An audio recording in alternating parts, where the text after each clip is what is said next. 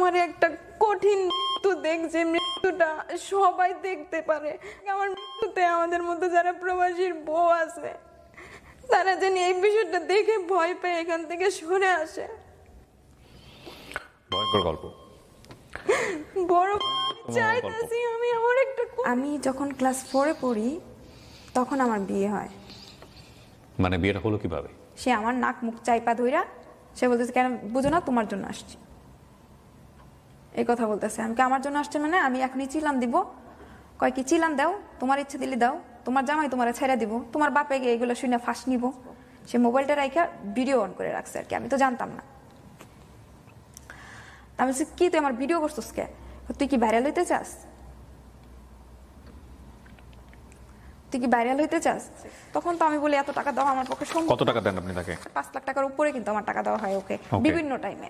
সে 3 বারের মাথায় টাকা নেওয়ার পরেও সে আমাকে ব্ল্যাকমেল করা শুরু করছে। তাই আমি একটা পর্যায়ে বলছি, তুই প্রথম ভিডিওটা আমার জামাইয়ের কাছে ছেড়ে দে, কারণ ওজন দেশে এসে দেখবে কোনো টাকা নাই, তখন তো আমার এমনি ছেড়ে দিব। মানে জামাইয়ের পাঠানো টাকাগুলো আপনি ওকে দিয়ে দিতেন? হ্যাঁ, কাজী অফিসে টাইনা নিয়ে যায় আমাকে, যায় আমাকে চল বিয়ে করি তাইলে। ওই যে কাজী অফিস, আমি বলার সাথে সাথে সে আমাকে কাজী অফিস টাইনা নিয়ে গেছে। মানে তার ঠিকানা জানতে গিয়ে আমি তার প্রতি উইক হয়ে পড়ি।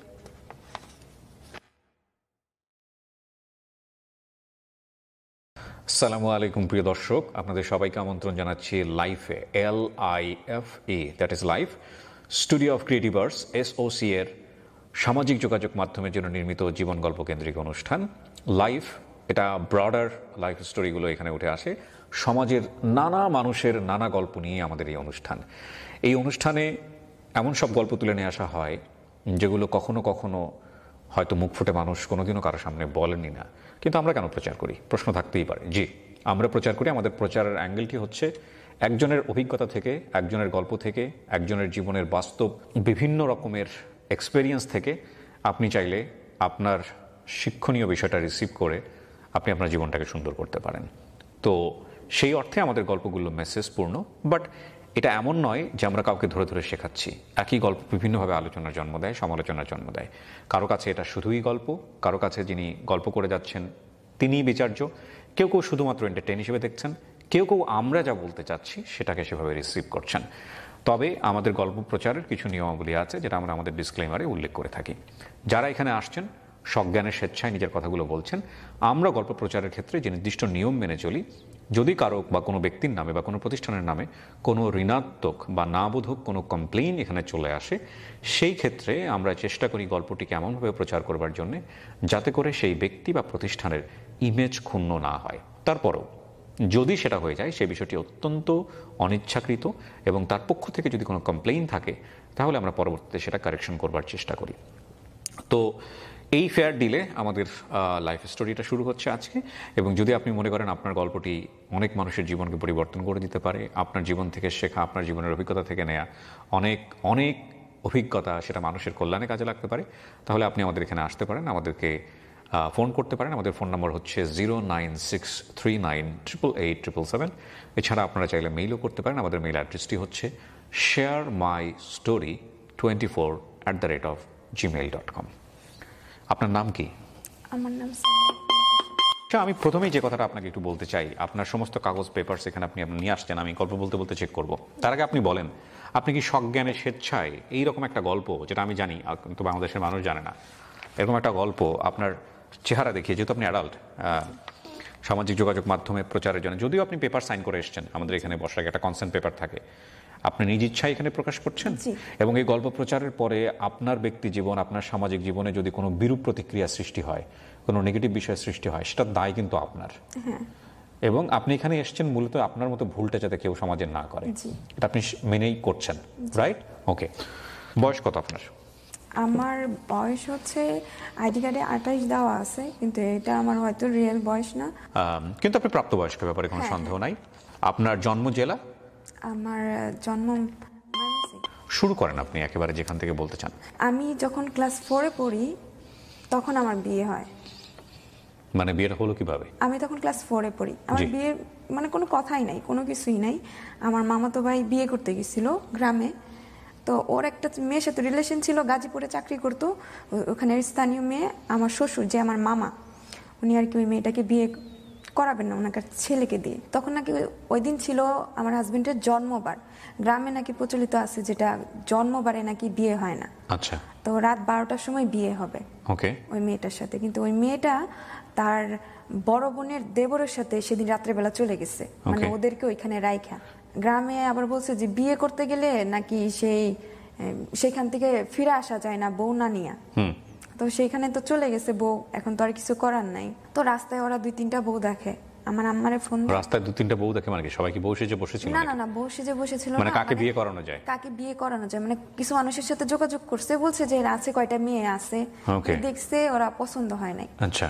আমার হাজবেন্ড আবার বলছে কালো বিয়ে করবে না এটা সেটা, কারণ যেহেতু তার। আপনার তখন হাজবেন্ড হয়নি, উনি মামাতো ভাই? হ্যাঁ মামাতো ভাই। আচ্ছা, তো তুমি বলছে বিয়ে করবে না। হ্যাঁ। আপনার তখন ক্লাস 5, ওনার বয়স কত? ওনার প্রাপ্ত বয়স 21-22 বছর ছিল তখন। আচ্ছা। ওনার বিয়ের বয়স পুরোপুরি ছিল।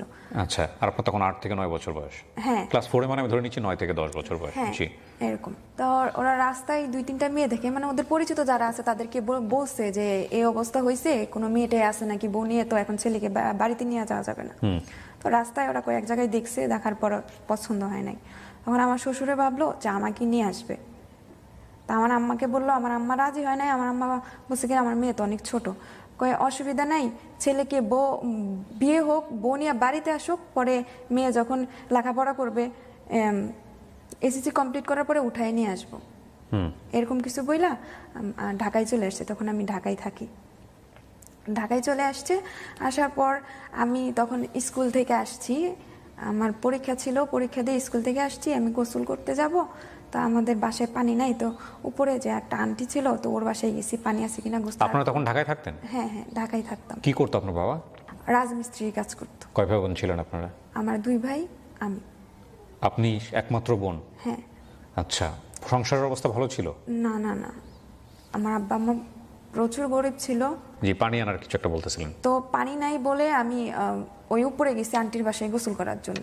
তো আমার আম্মুর সাথে যোগাযোগ কইরা ওরা আমাদের এখানে চলে আসছে, যে এরকম করে কন্ট্রাক্ট করছে যখন আমি এসএসসি কমপ্লিট করবো তখন আমারে উঠাই নিবে, কারণ যেহেতু আমি এখন ছোট আর ওরা বউ ছাড়া বাড়িতে উঠতে পারবে না। এরকম আমার শ্বশুরবাড়ির আর্থিক অবস্থা ভালো ছিল।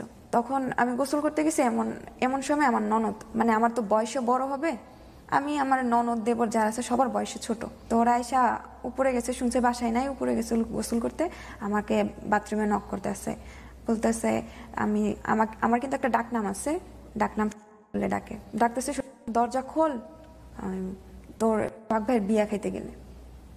ভাই মানে আমার হাজবেন্ডের নাম, যেহেতু ভাই হয়, মামাতো ভাই। ভাই কি বলেছে? ভাইয়ের বিয়া হইতেছে, সেখানে তোরে নিতে আসছি, বিয়া খাইতে যাবো আমরা সবাই। তখনও জানে না যে আপনি জানেন না যে আপনাকে বিয়ে করতেছে? হ্যাঁ জানি। তো আমি তাড়াতাড়ি করে গোসল করে বেরোইছি, যে আমি তো আর গ্রামের বিয়া কোনো সময় খাই নাই, আর গ্রামে যখন যাই তখন বছরে 3 দিন বা 4 দিন থাকা হইতো ঈদের সময়, এছাড়া আর যাওয়া হইতো না।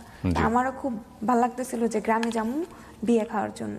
তো তাড়াতাড়ি করে গোসল করে বেরোইছি, বেরোয় যখন আমাদের বাসায় যাবো, আমাদের রুমে আমাকে ঢুকতে দিতেছে না, তো আমার অন্য রুমে নিয়ে গেছে। নিয়ে যাওয়ার পর ওরা কি করছে, এই যে ব্রিফকেস নিয়ে আসছে, ওই বউর জন্য যে জিনিসগুলো নিয়ে আসছে ওগুলো তো ওরা ফেরত নিয়ে আসছে, ওগুলো আমাকে দিতেছে সাজানোর জন্য। তা আমার ননদ আমাকে বলতেছে তুই তো আজকে থেকে আমাদের ভাবি হবি, এটা সেটা, মানে এক একজন কথা বলতেছে। আর যেহেতু ওটা বস্তি বাড়ির মতো ছিল, তখন সব লোকজন আর কি আমাকে দেখতেছে, ওকে দেখতে আসছে, বাড়ি ভরে গেছে মানুষে। তো এত মানুষ দেখে আমিও ভয় পেয়ে গেছি। তখন আমি কান্না করতেছিলাম অনেক জোরে জোরে। আমার পাশে মানে যাকেই দেখতেছি, যে এসে বলে যে তোর তো বিয়ে হয়ে যাবে, তোরে তো নিয়ে যাবে, তখন আমি অনেক কান্না করতেছি। বিয়ে জিনিসটা বুঝতেন আপনি ওই সময়টাতে? না না না, আমাকে নিয়ে যাবে বলছে। এই নিয়ে যাওয়ার শুনেই আপনি ভয় পেয়ে গেছেন। এমনিতে ভাইয়ের সঙ্গে আপনার ওই সময়ের সাথে সম্পর্ক কেমন ছিল? ভাই বিয়ের আগে ভাই আসতো, আমার বাসায় আসতো? না না, কোনোদিন দেখেন নাই? না, আরো ছোটবেলায় না কেউ আমাদের এখানে থাইকে গেছে, আমার মনে নাই, আমার হাজবেন্ডে বলছে ওর মনে আছে। আচ্ছা, তো তারপর সাজাচ্ছে আপনাকে? এই কথা বলার পর আমি যখন কান্না করতেছি, কেউ আমার পাশে আর কি আসে না।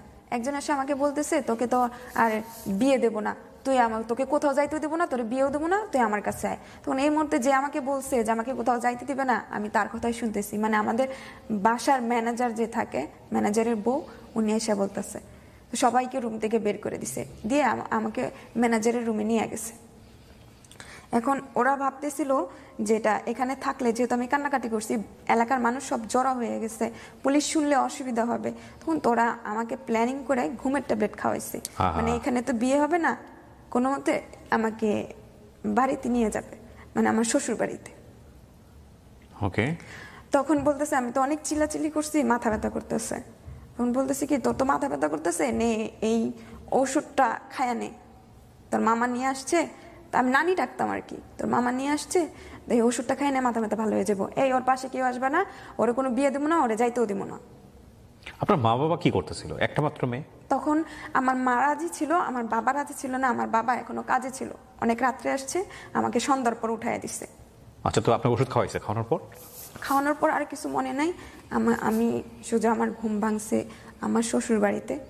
ঘুম ভাঙার পর আপনি কি দেখছেন? ঘুম ভাঙার পর আমি দেখছি আমাকে একটা রুমে শুয়ে আছে, ওখানে আমার আম্মা আছে, আমার 2 ভাই আছে, আমার আব্বা আসে নাই। আমার আব্বা কাজে থেকে আসতে আসতে 11টা বেজে গেছিল, তো পরের দিন আমার আব্বা আসছে।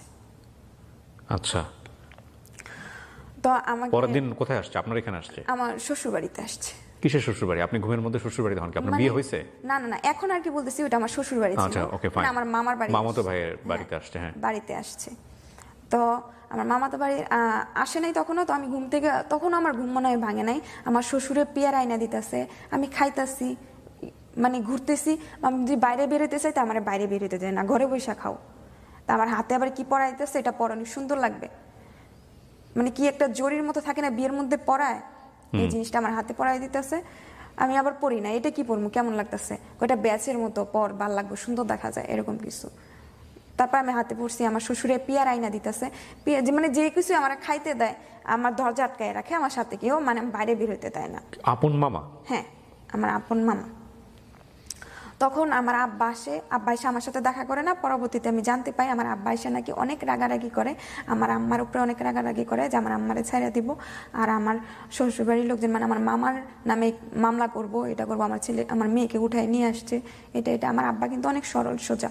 তো আমার খালা আছে, আমার মামা আছে, মানে আমার ছোট মামা আরেকজন আছে, উনি আমার আব্বারে সবাইরে বাজার থেকে অর্ধেক রাস্তা থেকে ধুইরা নিয়ে আসে, সবাই জড়াজড়ি করে, সবাই আমার আব্বারে বুঝায়। তো কেউ তো ছিল না, আমার আব্বা যেহেতু সরল সোজা, তো আমার মানে এরকমই সরল যে ছোট একজন মানুষ ধমক দিল আমার আব্বা চুপ হয়ে যায়।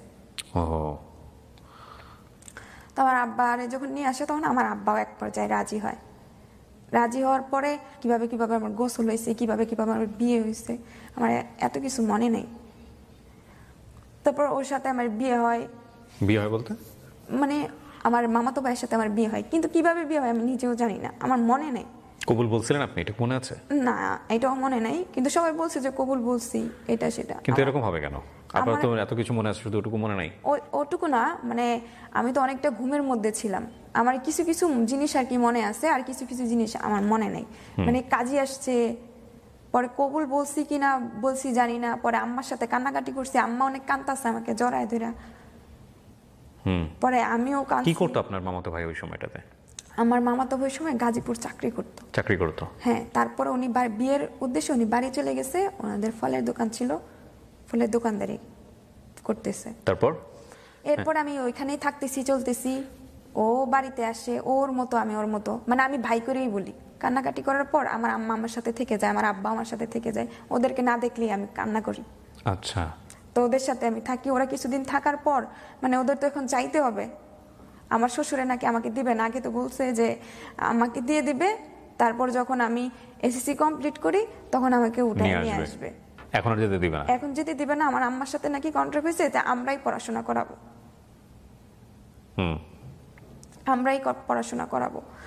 তো ওরা পরে আমার আম্মা বলতেছে ঠিক আছে, যেহেতু আমার আম্মাদের মনে হয় আর্থিক সমস্যার দিকে, তো ওর নিজের ভাই যেহেতু মনে হয় ওইটা বুঝে, আমি জানি না কি বুঝে আমার আম্মা আমাকে রাইখা দিছে। আমার আম্মা যখন চলে যাবে তখন আমি আমার আম্মার ওড়না রাইখা দিছি, জুতা রাইখা দিছি। আমার আম্মা বলছে কি যে আমি কি জুতা থেকে দড়ি থুয়ে চলে যাবো? আমি বলছি না, তুমি যাইবা গিয়া। কই কি না, আমি জুতা রাইখা যাইতেছি, এখানে ওড়না আছে, আমি এত কিছু রাইখা থুয়ে আমি তোরে কেমনি থুয়ে যাবো? এগুলো নিয়ে যাইতে হবে না আমাকে, খালি পায়ে কি আমি ঢাকায় যাবো গিয়া? মানে আমার আম্মা ছোট বাচ্চাদের মতো আমার পালায় রেখে চলে গেছে ওইখানে। তারপরে আমি ওখানে কান্নাকাটি করি অনেকদিন। আমার শ্বশুরে আমাকে অনেক আদর করে, আমার ঘরে আবার সৎ শাশুড়ি মানে আমার মামি যেটা সেটা সৎ। কান্নাকাটি করি। তো একটা পর্যায়ে আমাকে বলছে কি ওই দিন নিয়ে যাবো ঢাকা, এরকম করে ডেট করতেছে আর আমাকে ওইখানে সান্ত্বনা দিয়ে দিয়ে রাখতেছে। আপনার বিয়ে হলো কোন জেলায়? সঙ্গে বিয়ে হলো? আচ্ছা, জি। তারপর ওইভাবে দিয়ে আমার সান্ত্বনা দিয়ে দিয়ে রাখতেছে। মানে ওরা ভাবতেছে আমি যদি ঢাকায় চলে আসি বা কোনো জায়গায় পালাই যাই তাহলে তো আমাকে কেউ খুঁজে পাবে না। সেজন্য আমার আম্মার সাথে বলছে যে ও যদি ঢাকায় যায় আর আসবে না। তো একটা পর্যায়ে আমি আমার মামা মামির সাথে থাকি, আমার হাজবেন্ডকেও আমি ভাই বলে ডাকি। তো সবাই কি ভাই বলিস না এটা সেটা, আচ্ছা ঠিক আছে ভাই বলতেছে, আমি কি ভাই বলবো না তো কি বলবো, মানে ওর সাথে ভাইয়ের মতোই, মানে মাও তো ভাই যেরকম সেরকম আচরণই করি। বা আমার ননদের জামাই আগে দুলাভাই ডাকছি এরকমই বলি, ও সবাই বলতো যে এখন দুলাভাই ডাকতে হবে না, এখন তো তুই বড়, এটা সেটা। আমার দেবররা যেগুলো তাগুলো ভাই ডাকছি, মানে সেটা বলি। এখন সবাই আমাকে বলতো এটা করিস না ওইটা করিস না, ওইভাবে থাকতে হবে, মানে বড় বড় একটা যেটা এগুলো আমাকে আর কি বলতো। বলার পর এখানে মনে হয় যে বছর খানিক চলেছে, আমাকে আর ঢাকায় আসতে দেয় না। আমার আম্মা আসে 3 মাস 4 মাস পরে পরে কয়েকদিন থাকে, পালায়ে চলে যায়, আমাকে নিয়ে যায় না। তো এর মধ্যে আমার হাজবেন্ড বলছিলাম যে সে গাজীপুর চাকরি করতো, সেখানে একটা স্থানীয় মেয়ের সাথে সম্পর্ক ছিল, এই জন্য আমার শ্বশুরে আর কি তাড়াতাড়ি করে বিয়ে করায়। আপনি এটা বুঝলেন কিভাবে?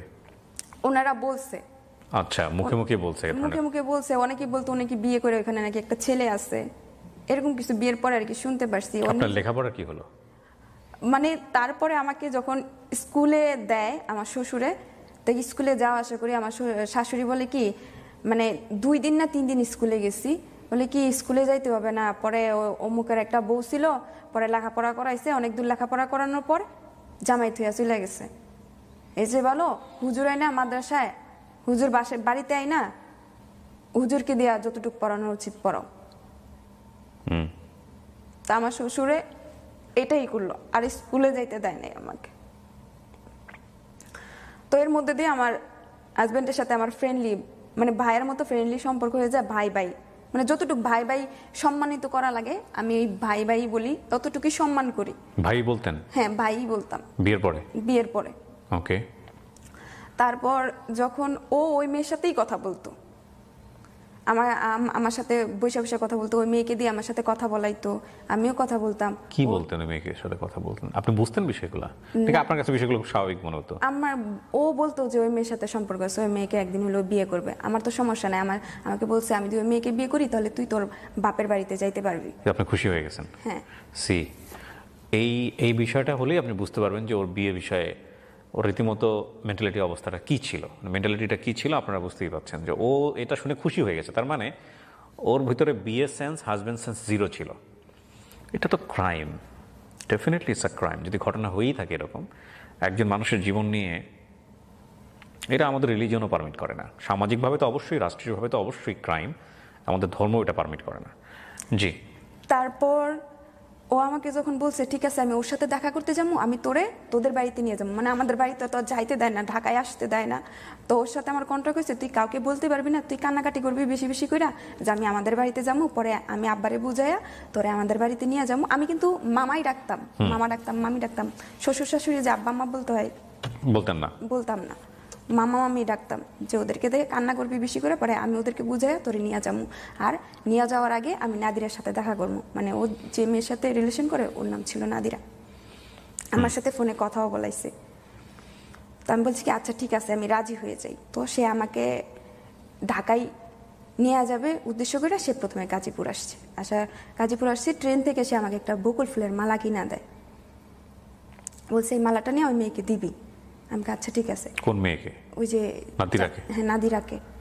পরে আমার হাতে মালাটা থাকতে থাকতে মানে কেমন করে ধরছি মালাটা একদম লাল হয়ে গেছে। পরে গাড়ি থেকে নাইমা যখন বলি মালাটা দিব, মেয়েটা যখন আসতেছে না না মালা ফালাই দিয়ে দেওয়া লাগবে না, তুই লাল করে ফেলছস। আচ্ছা ঠিক আছে। পরে ওরা নিয়ে পার্কে বসছে, ওরা এক বেঞ্চে বসছে, আমাকে এক বেঞ্চে বসাইছে। আমি বাদাম ছুইলা খাইতে পারতাম না, কামড় দিয়ে বাদাম আর কি ছুইলা ছুইলা খাইতাম। তারপর আপনার কোনো খারাপ লাগছিল না? না, আমি তো আমাদের বাড়িতে যাবো, এটাই আপনার জন্য সুখের। হ্যাঁ, যে আমাকে বাঁচা কে মেয়েটা।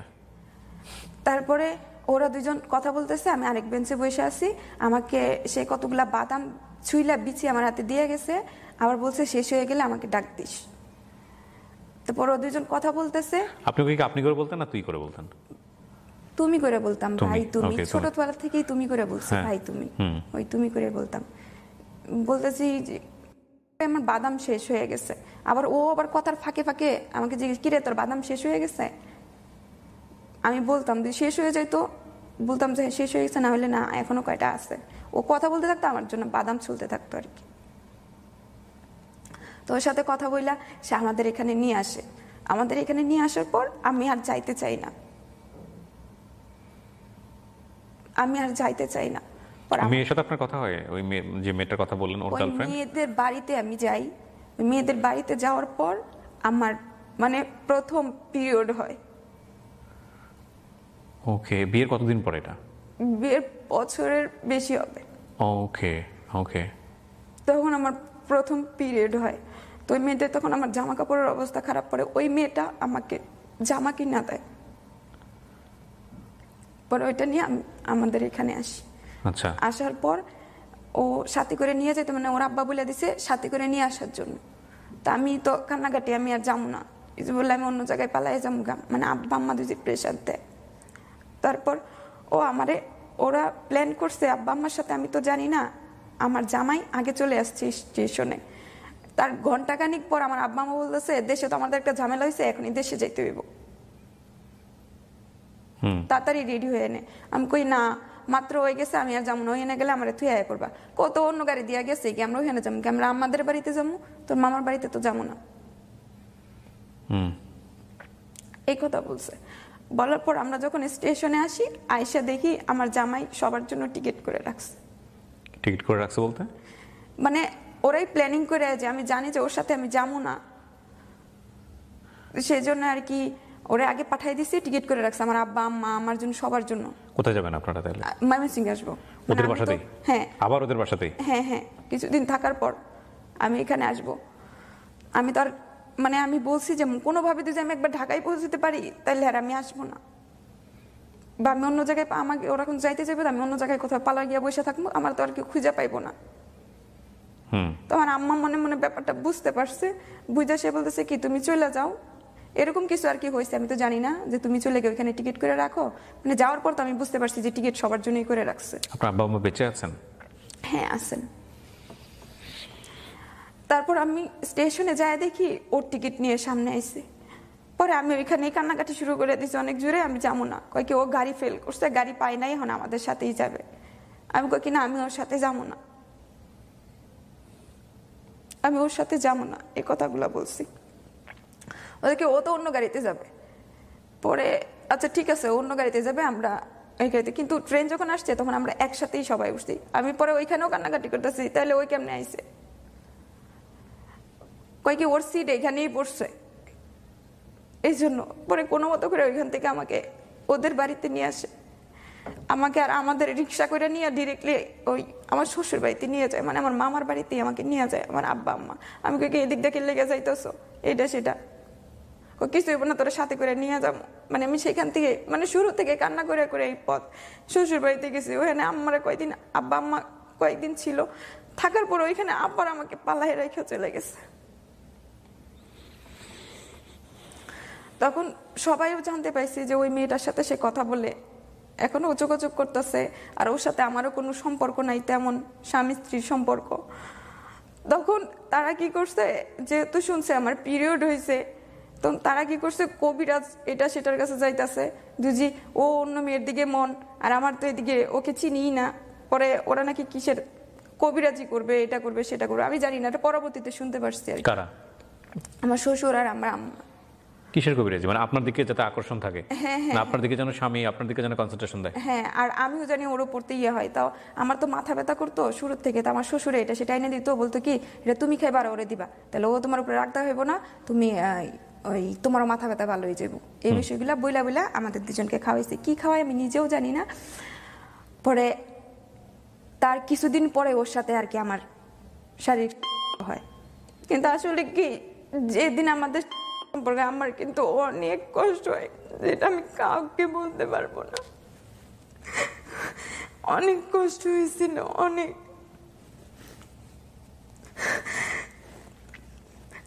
তারপর সেই প্রথমবার পিরিয়ড আমার বাপের বাড়িতে হয়, মানে ওই মেয়েটার এখানে আইসা বাপের বাড়ি থেকে শেষ হয়। দ্বিতীয়বার পিরিয়ডের সময় আমার বাচ্চা পেটে আসে।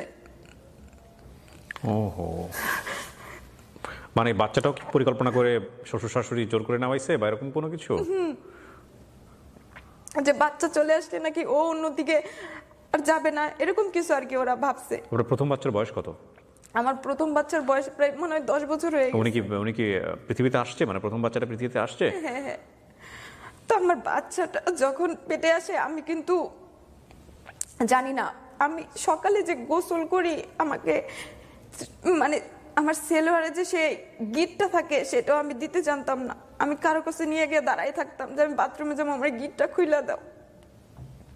গোসল করে দাঁড়াইয়া থাকতাম, আমার শাড়িটা কেউ পরাইয়া দাও। ভিজা কাপড়ে এসে দাঁড়ায় থাকতাম। আমাদের পাশে একটা আন্টি ছিল, সে আমাকে সবসময় কাপড় পরাইয়া দিছে। আমি কাপড় পরতে পারতাম না, মাঝে মধ্যে গিট লাগিয়ে গেলে আমি সবার কাছে গিয়ে দাঁড়ায় থাকতাম। তখন আমার বাচ্চা যখন পেটে আসে সবাই অনেক খুশি। আমি কিন্তু এত কিছু বুঝি না। যখন আমার 3 থেকে 5 মাস মনে হয় যখন হবে, তখন আমার পেটের মধ্যে প্রচুর নড়াচড়া করে। তো আমি ভয় পাই, রাত্রে একটু একটু করে কান্দি যে আমার কি হয়েছে, আমার পেটে অনেক নড়ে। আমার খুব খারাপ লাগে যখন, তখন রাত্রে আমি একটু একটু করে কান্নাকাটি করি। একদিন হঠাৎ করে জোরে অনেক খারাপ লাগতেছে, তো কান্নার সুরটা আর কি একটু জোরেই হয়েছে। জোরে বলতে কি, মানে আমার পাশে যে আমার হাজবেন্ড শুয়ে আছে, আমার মামাতো ভাই, ও আর কি শুই না লাভ দিয়ে উঠছে। ও আবার সুন্দর ছিল তো মানুষ, যখন ঘুম থেকে উঠতো চোখ লাল হয়ে যাইতো। তা আমি আবার চোখ দেখে ভয় পেয়ে গেছি। ওরা বলতেছে কি হয়েছে। পরে ওর কি শব্দতে, মানে যেমন আমি আস্তে আস্তে করে গুনগুন করে কাঁদতেছিলাম, পরে আমি জোরে কান্না শুরু করে দিছি। পরে পাশে থেকে আমার শ্বশুর শাশুড়ি ওরা আসছে, ওরাও আইসা বলতেছে কি হয়েছে, মানে সবার মধ্যে দেখতেছি যে ভয়, বড় বড় চোখ করা, সবার মধ্যে ভয় এরকম দেখতেছি। তখন আমার আরো কান্না আসতেছে, মানে এত কান্না, মানে আশেপাশে যে লোকজন আছে সবাই বলে যে ওই বাড়িতে ছোট মেয়ের বাচ্চা হবে, বিয়ে হয়েছে, ওর বাচ্চা হবে, কিছু হয়েছে নাকি, এরকম মনে করে সবাই আর কি রাত 3টার সময় বাড়ি ভরে গেছে মানুষে। আমার বাড়ি ভরা মানুষ দেখে, ঘর ভরা মানুষ দেখে মানে আমার লাগতেছিল আমি তখনই মরে যাবো। আমার অনেক খারাপ অবস্থা, মানে কি হয়েছে দিদি জিজ্ঞেস করে কি হয়েছে, আমি আর কিছু বলতে পারি না। পরে পাশে যে আমার এক দাদি ছিল, উনি কি করছে, সবাই ঘর থেকে বের করে দিছে। পরে ঘরে দরজা আটকে দিছে, দরজা আটকে আমারে বলতেছে দাদু তুই আমার কাছে কত কি হয়েছে। পরে সবাই না দেখে পরে দাদুর কাছে আমি বলতেছি যে দাদু আমার পেটের মধ্যে এমন জোরে জোরে কি নড়তেছে। দাদুর কাছে, মানে আমার যে দাদির কাছে গল্প শুনতাম যে পেটের মধ্যে নাকি সাপের বাচ্চা হইতো, তো ওইটা ভাইবা আর কি আমি ভয় পাইতেছিলাম যে আমার পেটের মধ্যে মনে হয় সাপের বাচ্চা হয়েছে, এই জন্য এত জোরে জোরে নড়তেছে। পরে আমার দাদু কি করছে, গালের 2 পাশে গালের মধ্যে টান দিয়া ধরে কইতাছে কি এটা তো এরকম করবো, এটা তো তোর বাচ্চাই নড়তেছে পেটের মধ্যে, অন্য কিছু না। আমি এই জন্য বলি যে life is more than drama, জীবন নাটকের জন্য। আপনার মনে হচ্ছে না যে আপনি একটা সিনেমা দেখতেছেন? তারপরে এরকম কিছু হওয়ার পরে উনি সবাই চলে গেছে, তোর কিছুই হয় নাই। পরে একটা পর্যায়ে যখন আমার পেটের মধ্যে নড়তো বা দেখা যাইতো, তো একটা সময় বাড়তেছে, বাচ্চাও বড় হইতেছে, দেখা যাইতো, তখন আমি বলতে আমি দাদু দাদু দেখাও, এই যে আমার পেটের মধ্যে নড়তেছে বাচ্চা, মানে পেট খালি করে দেখাইতাম। আপনি বুঝতেন না বিষয়, আপনার কাছে ফান মনে হতো বিষয়টাকে, এটা একটা মজার বিষয়। তো এরকম করে সে কি করছে, মানে তারপরে ও বাড়িতে আসে না কিছুদিন ধরে, ওই মেয়ের নাকি বিয়ের পাত্র দেখতে আসছে, তো আবার মামাতো ভাই বাড়িতে আসে না কিছুদিন ধরে। পরে তারপরে মানুষে বলতেছে কি ওরা দুইজনে এক জায়গায় কোনো জায়গায় ঘুরতে দেন, মানে এরপরে তো আমাকে বন্দি করে রাখছিল, কোনো জায়গায় যাইতে দেয় নাই। তা আমার আবার নানার বাড়ি, মানে আমার শ্বশুর বাড়ি নদীর এই পারে, আর এই পারে হচ্ছে আমার নানার বাড়ি, মানে তারাও এই পারেই ছিল, পরে ওই পারে চলে গেছে ব্যবসার ইয়ার জন্য। তা আমার ওর তো আবার দাদার বাড়ি হয়, আমার নানার বাড়ি হয়, তো ওরে আর আমার এখানে পাঠাইছে, মানে চর দিয়া যাইতে হয়। আমার এক কাপড় পরায় দিছে ওই আন্টি, মানে সবসময় যে আন্টি পরায় দিত ওই পরায় দিছে। পরায় দেওয়ার পর আমি যখন চরে দিয়া যাইতেছি, চরের যত মানে গাছপালা যা আছে যত কিছু আমার শাড়ির মধ্যে দিয়ে সব পেঁচা ধরছে, মানে পরে যাইতে পারতেছি না। মানে শাড়ি পরা জানতেন না ওই না, সময়টাতে? তারপর আমি ওখানে শাড়ি খুলে ফেলি, খুলে যাওয়ার পর সে সেখানে বসে শাড়ির এগুলো থেকে সব সরায় দেয়। আমি বলছি আমি শাড়ি পরে যাইতে পারবো না, আর হাঁটতে পারতেছি না, কই তো এসে পড়ছি। পরে আমি ভাবলাম কি আচ্ছা ঠিক আছে, আমি না করছি, আমি পড়তে পারি না, তারপরে আমার জোর করে, সে তো আর পড়াইতে পারে না, শাড়ি খুলে যখন এগুলো খুলছে, আমি যখন শাড়ি খুলে ফেলছি, পরে সে কোনোভাবে আমার পেঁচায় দিছে, আমি হাঁটতে পারি না। না পারলে যে আমি কি একটু মানে কাপড়টা উঠাইয়া জোরে জোরে লম্বা লম্বা পা দিয়ে হাইটা মানে ওর থেকে একটু দূরে গেছি, দূরে যেয়ে ওইখানে শাড়ি খুলে ফালায় এক দৌড় দিয়ে আমি আমার নানির বাড়িতে উঠছি, মানে ওর তো দাদার বাড়ি হয়। তখন সে কি করছে, সেই শাড়ি এখানে ফালাইয়া দিয়া ওই রাস্তা দিয়া যাইতাছে আর নানার বাড়ি উঠতেছে। আমার শ্বশুরের বক্তাছে বাচ্চা আমার বিয়া করাইছে, আমি কইছি আমি বিয়া করবো না, এটা সেটা, মানে আমার শ্বশুরের উপরে রাগ ঢালতেছে। তো এরকম হইলে আমার নানির বাড়িতেও গেছি, তার মোট ওইখানেই সে একটা পর্যায়ে সে ওই মেয়েকে একদিন হলো বিয়ে করবে, বাট সে আমার উপরে দায়িত্ব পালন করে যাবে যেহেতু আমার বাচ্চা হবে। তখন আমার যখন বাচ্চা পেটে 7 মাস, তখন আমাকে ঢাকায় দেয় আমার মার কাছে, আর দেয় নাই। তখন আমাকে ঢাকায় দেয় আমার মার কাছে। আমি তো অনেক খুশি আমার মার কাছে যাবো। তো আমার মা নিয়ে আমার বিভিন্ন জায়গায় ডাক্তার দেখায়। ডাক্তার বলে যে ওনার বাচ্চার অবস্থা এতটা ভালো না, যেহেতু আমার বাচ্চা অনেক ছোট, হাফ কেজি হয়েছিল, আমার বাচ্চার অবস্থা ভালো 500 গ্রাম, হাফ কেজি মানে 500 গ্রাম। আমার বাচ্চার অবস্থা ভালো না, এটা সেটা এরকম বলতেছিল। একটা সুস্থ বাচ্চার ওজন জানেন আপনারা? ওই হাফ কেজি যে বললো, একটু গুগল করে নিয়েন, যেহেতু আমার 2টা বেবি আছে, সো কিছুটা হলো জানি। আমি যতদূর জানি যে এটা 2.5 থেকে 3 কেজি প্লাস। হ্যাঁ, সেখানে একটা বাচ্চার ওজন 500 গ্রাম। তো এরকম আমি যদি ভুল বলে থাকি আমি সরি বলছি, বাট আমার এটা একদম মানে গুগল করে নলেজ না, আপনারা চাইলে করে দেখতে পারেন। বাট এটা খুবই আন্ডারওয়েট বেবি, ব্যাপারে কোনো সন্দেহ নাই, এবং এটার প্রেক্ষাপটটা আপনারা দেখলেন। হ্যাঁ, তারপর আমার আম্মা আমাকে ডাক্তার দেখায়, কোনো করে অনেক কিছু ওষুধ খাওয়ায়, অনেক ফল টল খাওয়ায়, এরকম কিছু। পর একটা সময় যখন এর মধ্যে আমার শ্বশুরবাড়ি থেকে আসার পর মানে 15 দিন পর আমার একটা অসুস্থ হয়, যেটাকে এই দাস্তু বমি বলে, বমি পাতলা পায়খানা দুইটা একসাথে। তো হঠাৎ করে আমার বমি পাতলা পায়খানা একসাথে। আপনি আমাকে একটু বলেন তো, আপনার ক্লাস 4-এ থাকতে বিয়ে হলো, বিয়ের কয় বছর পর আপনার বাচ্চা হয়েছে? বিয়ের মনে হয় 1.5 বছর পরে, এরকম 1.5-2 বছর। তাহলে ওর বয়স কত? 11 থেকে 12 বছর। সেকেন্ড পিরিয়ডের সময় আপনি কনসিভ করেন। হ্যাঁ। তো এখন আপনি বুঝতে পারেন যে ওর বেবি হেলথ বা ফিজিক্যাল হেলথের জায়গা থেকে কি অবস্থা। জি, তারপর আমাকে এর মধ্যে দিয়া আসার কিছুদিন 15 দিন পরে আমার যখন পাতলা পায়খানা বমি হয়, তখন মানে আমার মরার অবস্থা হয়ে যায়, চোখের সামনে রক্ত জমা হয়ে যায়, এরকম হয়ে যায়। তো সবাই বলছে যে মারা যাবে। তো একটা পর্যায়ে আমার আম্মা আমাকে উত্তরসূর করে কোরআন শরীফ পড়তেছে, সবাই কয়েকজন মিলা, এরকম অবস্থায় পরে আমার আম্মা আমাকে মেডিকেলে নিয়ে যায়। মেডিকেলে নিয়ে যাওয়ার পর ওইখান থেকে সুস্থ হই, কিন্তু বলছে যে বাচ্চা নাকি মারা গেছে, এরকম কিছু। বাচ্চা মারা যায়নি বলতে কি বাচ্চা মারা যাবে, আমাকে ডেট দিছে কয়েকদিন পরে এসে অপারেশন করার জন্য, আমার আম্মাকে অপারেশন করে বাচ্চা ফালাই দেওয়ার জন্য, বাচ্চা মারা যাবে। তখনও বাচ্চা পৃথিবীতে আসেনি? 7 মাস? 7 মাস, হ্যাঁ। আচ্ছা, তখন আমার আম্মা 7 মাসের বাচ্চা নষ্ট করবে কিভাবে? বাচ্চা অনেক ছোট ছিল। হ্যাঁ, তারপর তো বাচ্চা আমার যখন এরকম অবস্থা হয়েছে, তো আমার বাচ্চাও নাকি মানে শুকনায় পড়ে গেছে, বাচ্চা মানে বাচ্চা খাবার পাচ্ছে না, সোজা কথা যেটা বলে, পেটে খাবার যেটা দরকার, মারা যাবে, বাচ্চা মারা যাবে, এরকম কিছু বলছে যে বাচ্চা হয়তো টিকবে না, আপনারা আয়সা একটা চেক আপ করে ওনার অপারেশনটা করাই নিয়ে যান। আমি সুস্থ হওয়ার পরে হসপিটাল থেকে যখন আমাকে দিচ্ছে, তখন আমার আম্মা সেই মুহূর্তে গেছে, সেদিন ডেট হচ্ছে, মানে অপারেশন করে বাচ্চা করে দেবে। আমি যখন বাসা থেকে বের হব অপারেশনের জন্য, মানে ডাক্তারের কাছে নিয়ে যাবো, চেক আপ করে পরে হয়তো বাচ্চা কিভাবে পেটে থেকে বের করতে হয় সেই ব্যবস্থা তারা করবে। আর পেটের মধ্যে ডাক্তারের কাছে ফোন দিয়ে আবার জানতে বলছে যে পেটের মধ্যে নড়াচড়া করে নাকি। আমি কোনো নড়াচড়া পাই না, মানে যে নড়াচড়াটা পাইলে আমি সবাই দেখাইতাম, এরকম কোনো নড়াচড়া হয় না। বাসা থেকে বের হওয়ার পর কিছুক্ষণ পরে মানে রাস্তার মধ্যে আমার পেটের মধ্যে নড়াচড়া করতেছে একটু একটু। আম্মা আমার পেটের মধ্যে না একটু একটু নড়াচড়া করতেছে, চল যাইয়া দেখি কি অবস্থা। পরে যাওয়ার পরে ওখানে আমার আলটা করাইছে, ওরা বলছে বাচ্চা তো এখনো মারা যায় না, ওর হার্টবিট চলতেছে, আমার মনে হয় আপনারা অপারেশন করে ফেলেন, হয়তো বাঁচবে না, এরকম কিছু বলছে ডাক্তার বলেছে। হ্যাঁ, পর আমার আম্মা বলছে কি এখনো যেহেতু জানটা আছে, আচ্ছা দেখি কিছুদিন। পরে এরপরে মাসে মাসে চেক আপ করা, বাচ্চা মারা যায় না, যেহেতু মারা যায় না সেই পর্যন্ত ওইখানে রেখে যায়। তারপরে যখন আমার বাচ্চা হওয়ার প্রসব ব্যথা হল, তখন অনেক রাত, প্রায় 1টা বাজে, বাংলাদেশ মেডিকেলে নিয়ে যাওয়া হয়। নিয়ে যাওয়ার পর সেখানে নাকি ভর্তি নগদ 20,000 টাকা চাইতেছে, মানে টাকা ছাড়া আগে ভর্তি নেবে না। আমার আম্মা বলছে যে আপনারা ভর্তি নেন, আমার মেয়েটার অবস্থা তো ভালো না। পরে সকালবেলা আমি টাকা ব্যবস্থা করে আইনা দিতেছি, কিন্তু তারা টাকা ছাড়া ভর্তি নেবে না, আমাকে বাইরেই সিটে বসায় রাখছে। পরে আমার আম্মা ওইখান থেকে আমাকে নিয়ে আসে।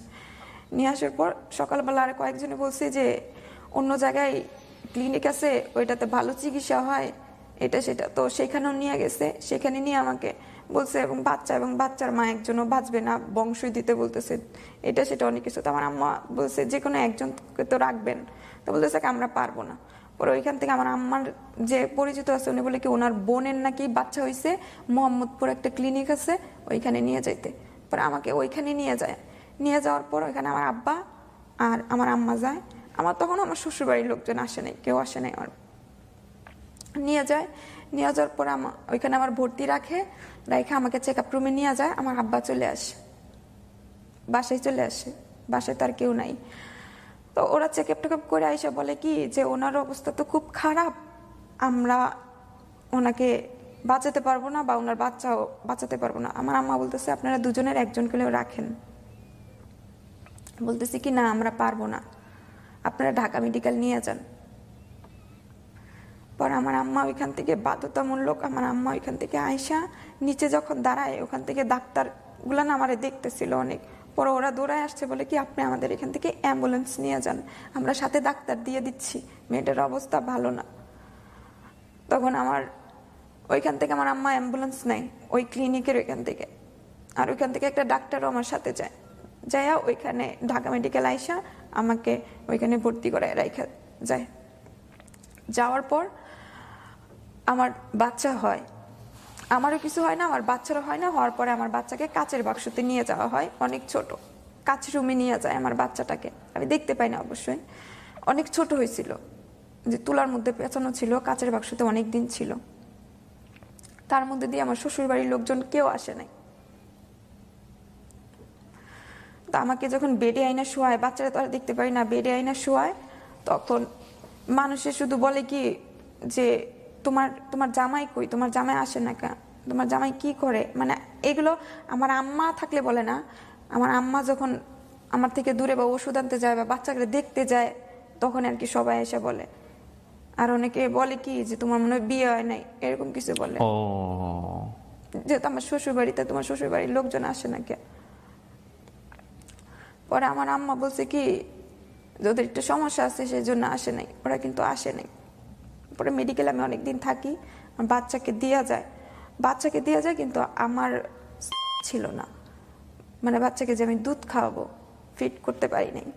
তখন ডাক্তারে বলছে যে ওয়ান খাওয়ানোর জন্য হসপিটালে থাকা অবস্থায়। আমার আম্মা, ও আবার এতটুকু ছোট হয়েছিল, ফিট আর খাইতে পারতো না, মানে সেই দুধটাও একটা ন্যাকড়ার সাহায্যে আর কি টিপ টিপ করে খাওয়াইছে, ওর কিছুই ছিল না শরীরে, মানে আমি বলি এরকম করে ঝুলেছিল, চামড়া, মাংস ছিল না, হাড় দেখা যাইতেছিল, শরীরের রগ দেখলে ভয় লাগছে। আমি কোলে নিতে পারতাম না, আমার আম্মার ভয়ে গোসল করাইতো না, কারণ ওর চামড়া এতটাই পাতলা ছিল, সব দেখা যাইতো। পরে আমার নানি আসে, আমার নানি ওর দাদি হয়, ওনাকে পাঠানোর পর উনি আসে দেখা যায়, বাড়িতে যায়, বলে কি দেখ গিয়া তোরা গিয়া পাস নাকি, বাচ্চা মনে হয় বাঁচবে না, যেমন দেখে আসছি। তো অনেকদিন পর আমার জামাই এসে আমার বাচ্চারে দেখা গেছে, তার 21 দিন আরো অনেকদিন পর আমার শাশুড়ি আসছে, তার কয় মাস পর আমার শ্বশুর আসছে। এতদিন পরে কেন আসলো? ওরা নাকি বাড়িতে ঝগড়া লাগছে। বাচ্চা যখন হয়ে যায় তখন অনেকদিন পর বাড়িতে আসি, মানে ঢাকায় আসি। আমার বাচ্চার 5-6 মাস বয়স পরে কিন্তু আমার আম্মা আমাকে বাড়িতে, মানে আমার শ্বশুর বাড়িতে পাঠায়। সেখানে থাকেও বেশি দিন থাকি নাই, চলে আসছি, কারণ বাচ্চা আমি রাখতে পারি না, কোলেও নিতে পারি না। মানে কোলে নিলে টয়লা দিয়া পেঁচাইতে মানে একটু মানে ধরার মতো হইলে আর কি আমি নিতে পারি, না হলে নিতে পারি না, পাখির বাচ্চার মতো একেবারে খাওয়াইতে পারি না, কিছু না। আমার আম্মা দুধ খাওয়াইছে, আমার আম্মাই রাখছে, এবং কি আমার মেয়ে বড় হয়ে আমার আম্মা ডাকছে, আমার আব্বা ডাকছে, আমাকে কিছুই ডাকে নাই। ওহো। তো এরকম করে দিনকাল চলতেছিল।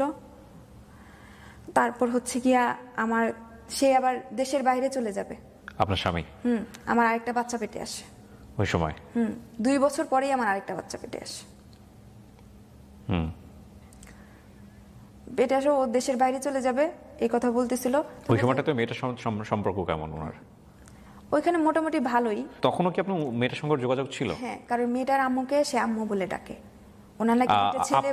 আপনার দিক থেকে বিষয়টা কেমন ছিল? আপনি কি তখন আপনার হাজবেন্ডকে, বা তখন তো আপনার হাজবেন্ড, ওনাকে কি তখন আপনি ভালোবাসেন, মন থেকে ভালোবাসতে পেরেছেন, নাকি তখনও মনে হতো না জীবন থেকে চলে গেলে বাঁচি? আমি আসলে কি ভালোবাসাটা বুঝতাম না, যথেষ্ট পরিমাণে ওখানে সম্মান করতাম, ভয় পাইতাম, ওনার কথাটা মাইনা চলতাম, এরকম ছিল আর কি। Got it, fine. তারপর কি হলো? আপনার বাচ্চা পেটে আসলো? হ্যাঁ, তো এরকম করে চলতেছে। তারপর আরেকটা বাচ্চা পেটে আসে, আসার পর ও দেশের বাইরে যাবে। তারপর আমার আম্মাকে বলে কিছু টাকা দেওয়ার জন্য, আমার আম্মার যা গয়নার গাড়ি ছিল তা বেশি ওনাকে টাকা দেয়, কিন্তু ওইখানে টাকাগুলো মাইর খায়। আপনি ওই মেয়েটার সঙ্গে যে ওনার সম্পর্ক, এগুলো নিয়ে আপনাদের মধ্যে সংসারে ঝামেলা হতো নাকি আপনি এগুলো নিয়ে কিছু বলতেনই না? না, আমি কিছু বলতাম এগুলো নিয়ে আপনার মধ্যে কোনো অনুভূতি তৈরি হতো না? না না, সে বলছে সে ওকে বিয়ে করবে, কিন্তু একদিনের জন্য হলেও বিয়ে করবে, এরকম কিছু। আচ্ছা, ওকে। কিন্তু আমার কোনোদিন ইয়া করবে না, বা আমাকে ছাড়লে ওর ফ্যামিলি তোরে জায়গা দিবে না, ওকে। এই ভয়টা ওর মধ্যে ছিল। তা আমি এটা নিয়ে আর মাথা ঘামাই নাই। পরে সে দেশের বাইরে চলে যাবে, এই টাকা মেয়ের খাইলো, আমার আরেকটা বাচ্চা হয়। সেই মুহূর্তেও কিন্তু আমার বড় মেয়েটা আমাকে আম্মা বলে ডাকে না, আমার মার সাথেই থাকে। আমার ছোট মেয়েটা, মেজো মেয়েটা হওয়ার পরও আমার মেয়েটা বলতো কি, মুন্নি তোর নানা ভাই আইছে, আমার আব্বা আইছে, মুন্নি তোর পাখিমণি আইছে, আমার আম্মা আইছে। মানে আমার আম্মার নানি বলতো না, পাখিমণি বলতো, এখনো পাখিমণি বলে। তারপর এরকম করে দিনকাল চলতে থাকে। থাকার পর আমার হাজবেন্ড আমার শ্বশুরের সাথে ঝগড়া করে আমারে ফালাই রেখা ও ঢাকায় আবার চাকরি করতে চলে আসে। মানে ওদের ঝগড়া, আমাকে ফালাই রেখে আসে ওইখানে। তারপর আমার শাশুড়ি আমাকে অনেক অত্যাচার করে, আমার শরীরে গায়ে হাতও তুলে। যেমন খাবার খাইতে গেলে, আমার 2টা বাচ্চা তখন, কারণ আমার বড় মেয়েটা তো আমার বুকে দুধ খাইতে পারে নাই। যখন মেজো মেয়েটা হয় তখন সবাই বলছে কি, আচ্ছা ও যেহেতু 1 ফোঁটা বুকের দুধও পায় নাই, তো আমার দুজনই দুধ খাইতো। ও আমারে ফালাই রেখে চলে গেছে। চলে যাওয়ার পর আমাকে ওরা ঠিক মতো খাবার দিত না। খাবার কি, একটু তেল সাবান পানিও দিত না। তেল দিতে গেলে, মানে সরিষার তেল দিয়ে একটু শরীরে দিতে গেছি, তারপরে বলছে 1 পা তেল 30 টাকা দিয়ে আনছি, পায়ের তালাই অব্দি দেওয়া লাগে। আর রান্না বান্না করে নিয়ে যাইতাম, নিয়ে যাওয়ার পর সবাইরে খাওয়াইতাম। খাওয়ানোর পর আমার শাশুড়ি, আমার প্লেটে অল্প কয়টা ভাত, আর আমার শাশুড়ির প্লেটে অল্প কয়টা ভাত, আর একটা বোলের মধ্যে ভাত আমার ছোট একটা দেবর ছিল, ওর জন্য রাইখা দিত। দেখো ও তো একটু পরে কান্না করবো, কিন্তু সেখানে অনেক করে ভাত রাখতো। পরবর্তীতে আমার শাশুড়ি ওকে খাওয়াই দিত, উনি নিজেও খাইতো। মানে আমাকে খাবার দিত না, একবার আমি অনেক কষ্ট করতাম। যেমন ওরা সবাই খাওয়ার পরে যখন আমি নিজে অল্প করে ভাত খেয়ে যখন আমি পুষ্কুনিতে আমি প্লেট ধুইতে যাইতাম, তখন মনে হয় যে আমার মনে হইতো যে পুষ্কুনির পানি মনে হয় আমার অর্ধেক আমার চোখের পানি, পেটের ক্ষুধায়। আমারে ফালাই রেখে চলে যায় ওখানে।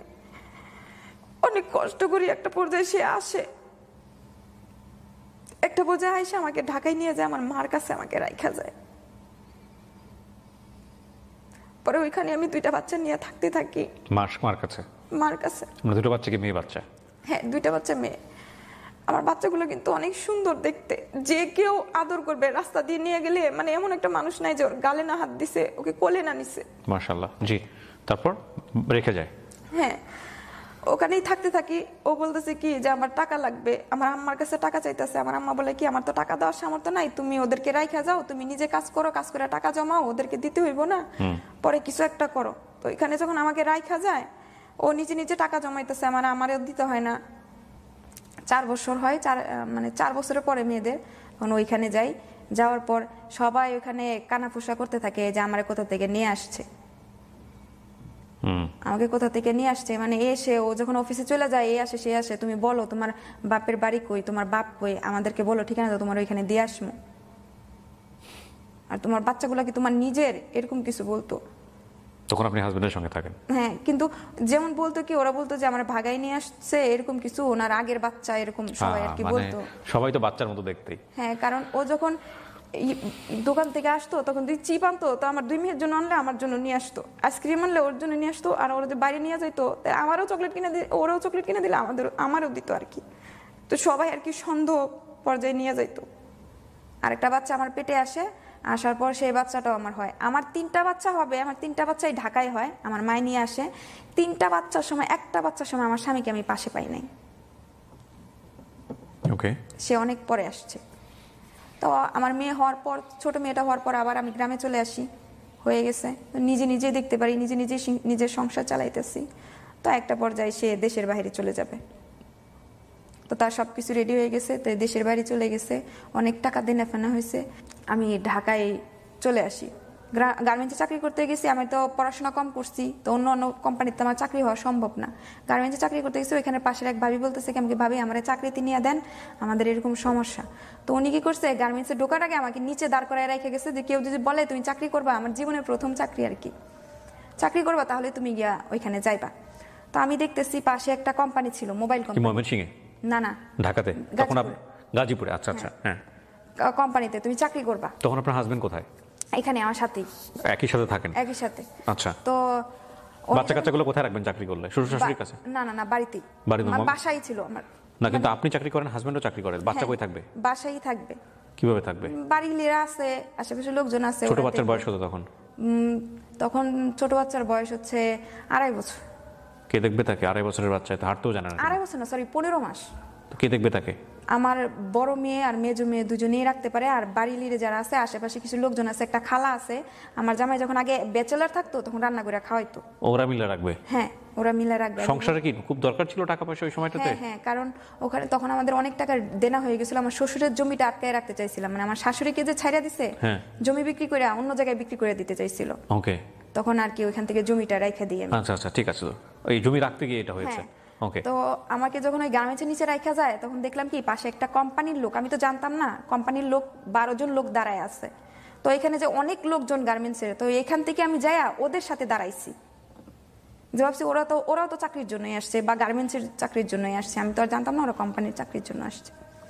তো উপর থেকে একটা লোক নামছে, নামার পর চাকরি নিবা, আমি বলছে হ্যাঁ নিবো। তো আমার নামটাম সবকিছু লিখে নিয়ে এলো। সবাই মোটামুটি সিবি নিয়ে আসছে, কারণ ওখানে সবাই ডিপ্লোমা বিএসসি করে গেছে। আপনি তো ক্লাস 4 এর পরে পড়েন নাই? হ্যাঁ, পড়ি নাই। তো আমারও নাম নিয়ে গেছে, আমাকে বলছে সিবি নিয়ে আসতে। পরে ফোন দিচ্ছে, আমি যাই বলছি খালা আমাকে তো সিবি নিয়ে যেতে বলতেছে, কিসের চাকরি?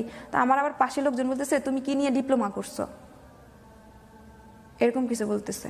তা আমি তো বলছি, আমিও কারোর সাথে কথা বলতে পারতেছি না, যে কি আমি তো বুঝতে পারতেছি না। আমি এটা কোম্পানি কি, কয়টা তো মোবাইল কোম্পানি, নাম বলতে চাইতেছি না কোম্পানিটার, মোবাইল কোম্পানি, সেখানে মোবাইল তৈরি হয় আর কি।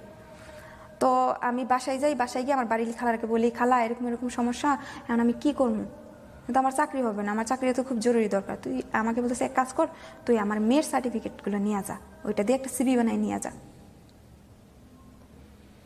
তো ওনার মেয়ে আমাকে সবকিছু শিখাইছে, ওনার কোথায় পড়াশোনা করছে, কি বিষয়ে পড়াশোনা করছে, এগুলো নিয়ে আমাকে ওইখান থেকে সার্টিফিকেট, মানে আমাকে ওইখানে একটা সিবি বানায়, মানে একটা ফলস সিবি। হ্যাঁ, সিবি বানায় দেয়। তো আমি কোম্পানিতে নিয়ে যাই, নিয়ে যাওয়ার পর আমার ভাইবার সময় আসে, তখন ওনারা 12 জন ছিল, আমাকে নিয়ে 13 জন। তো আমি ওখানে বসে আছি, আবার ভয় পাইতেছি, সবাই চায় না আর কি বাংলাদেশি কি নাকি জিজ্ঞেস করে। হ্যাঁ, কি কি জিজ্ঞেস করে। একজন বাংলাদেশি, মানে একটা রুমের ভিতরে নিয়ে গেছে, কেবিনের ভিতরে, সেখানে 4 জন মানে চায়না, একজন বাংলাদেশি আছে, আর কেউ নাই। সামনে একটা সিটে আমাকে বসায় রাখছে, ওরা 5 জন একসাথে বসে আছে, এরকম ছিল আর কি। পরে আমি বলতেছি কি যে না আমি চইলা যাই, শুধু শুধু আমি কিছু পারবো না, এমনি তো আমার শেষ হয়ে যাবে। আমি যখন বের হয়ে যাব, তখন ওরা 12 জন আমাকে বলতেছে এই তুমি কই যেতেছো, এখানেই তো ডাকবে। তখন ওইখান থেকে গিয়ে আবার ফিরে, আমি তো আর ওদেরকে বলতে পারতেছি না যে আমি তো পড়াশোনা করি নাই, তো আমি কেমনি কি করবো। ওরা যখন ডাক দিল আমাকে পেছন থেকে, তারপর আমি আবার ওদের কাছে আসলাম। আমি বললাম আচ্ছা ঠিক আছে, আল্লাহ ভরসা থাকি, ভিতরে নিয়ে কি জিজ্ঞেস করবো, ওরা তো আর জানবে না। আর ওদেরকে যা আগে জিজ্ঞেস করবে, তা ওরা আসলে আমি জিজ্ঞেস করবো যে আপনাদেরকে কি জিজ্ঞেস করছে, আচ্ছা সেটা বলে বলে আমিও বলবো আর। আপনি সিবিতে কি দেখাছিলেন, কি পাস? সিবিতে ওইখানে ডিপ্লোমা দেখাচ্ছি। হাই হাই, তারপর আমি বলছি যে ওরা যখন আসবে তখন ওদের কাছে জিজ্ঞেস করবো যে কি কি জিজ্ঞেস করছে, পরে আমিও বলবো আর কি, ওদের থেকে শুনে শুনে যতটুকু পারি, হলে হবে না হলে নাই। মানে এখন তো ওদের সামনে থেকে আমি যাইতে পারতেছি না, ওরাও যাইতে দিতেছে না। তো আমি আমার আগে যারা যাবে তাদেরকে জিজ্ঞেস করবো, কিন্তু আল্লাহ আমার সাথে এরকমই খেললো, প্রথমে আমাকে ডাকছে। তিশাকে আপনি আসেন। আমি কই কি মানে সেই মুহূর্তে আমাকে যখন ডাকছে তখন একটা রাস্তা হচ্ছে কেবিনের দিকে, আরেকটা রাস্তা হচ্ছে বের হওয়ার দিকে। আমি দুই দিকে তাকাই ভাবতেছি কোন দিকে যাব। পরে আমাকে বলছে এই তুমি যাও না কেন, একটা মেয়ে বলতেছে তুমি যাও না কেন। পরে আমি গেলাম, যাওয়ার পরে ওরা আমাকে জিজ্ঞেস করলো, চাইনারা জিজ্ঞেস করতেছে, আমি অর্ধেকই বুঝি নাই, কিছু কিছু জিজ্ঞেস করতেছে আমরা ভাই বোন কজন, কোথা থেকে পড়াশোনা করছি, এই কিছু কিছু আমি বেশিরভাগই বাংলাই বলছি। মানে সাথে একজন ছিল তো উনি আবার বলে দিচ্ছে আচ্ছা অসুবিধা নেই বাংলাই বলো, কারণ ওখানে তো এসি চলতেছিল কিন্তু আমার শরীর ঘেমে পানি ছুটতেছিল ভয়ে।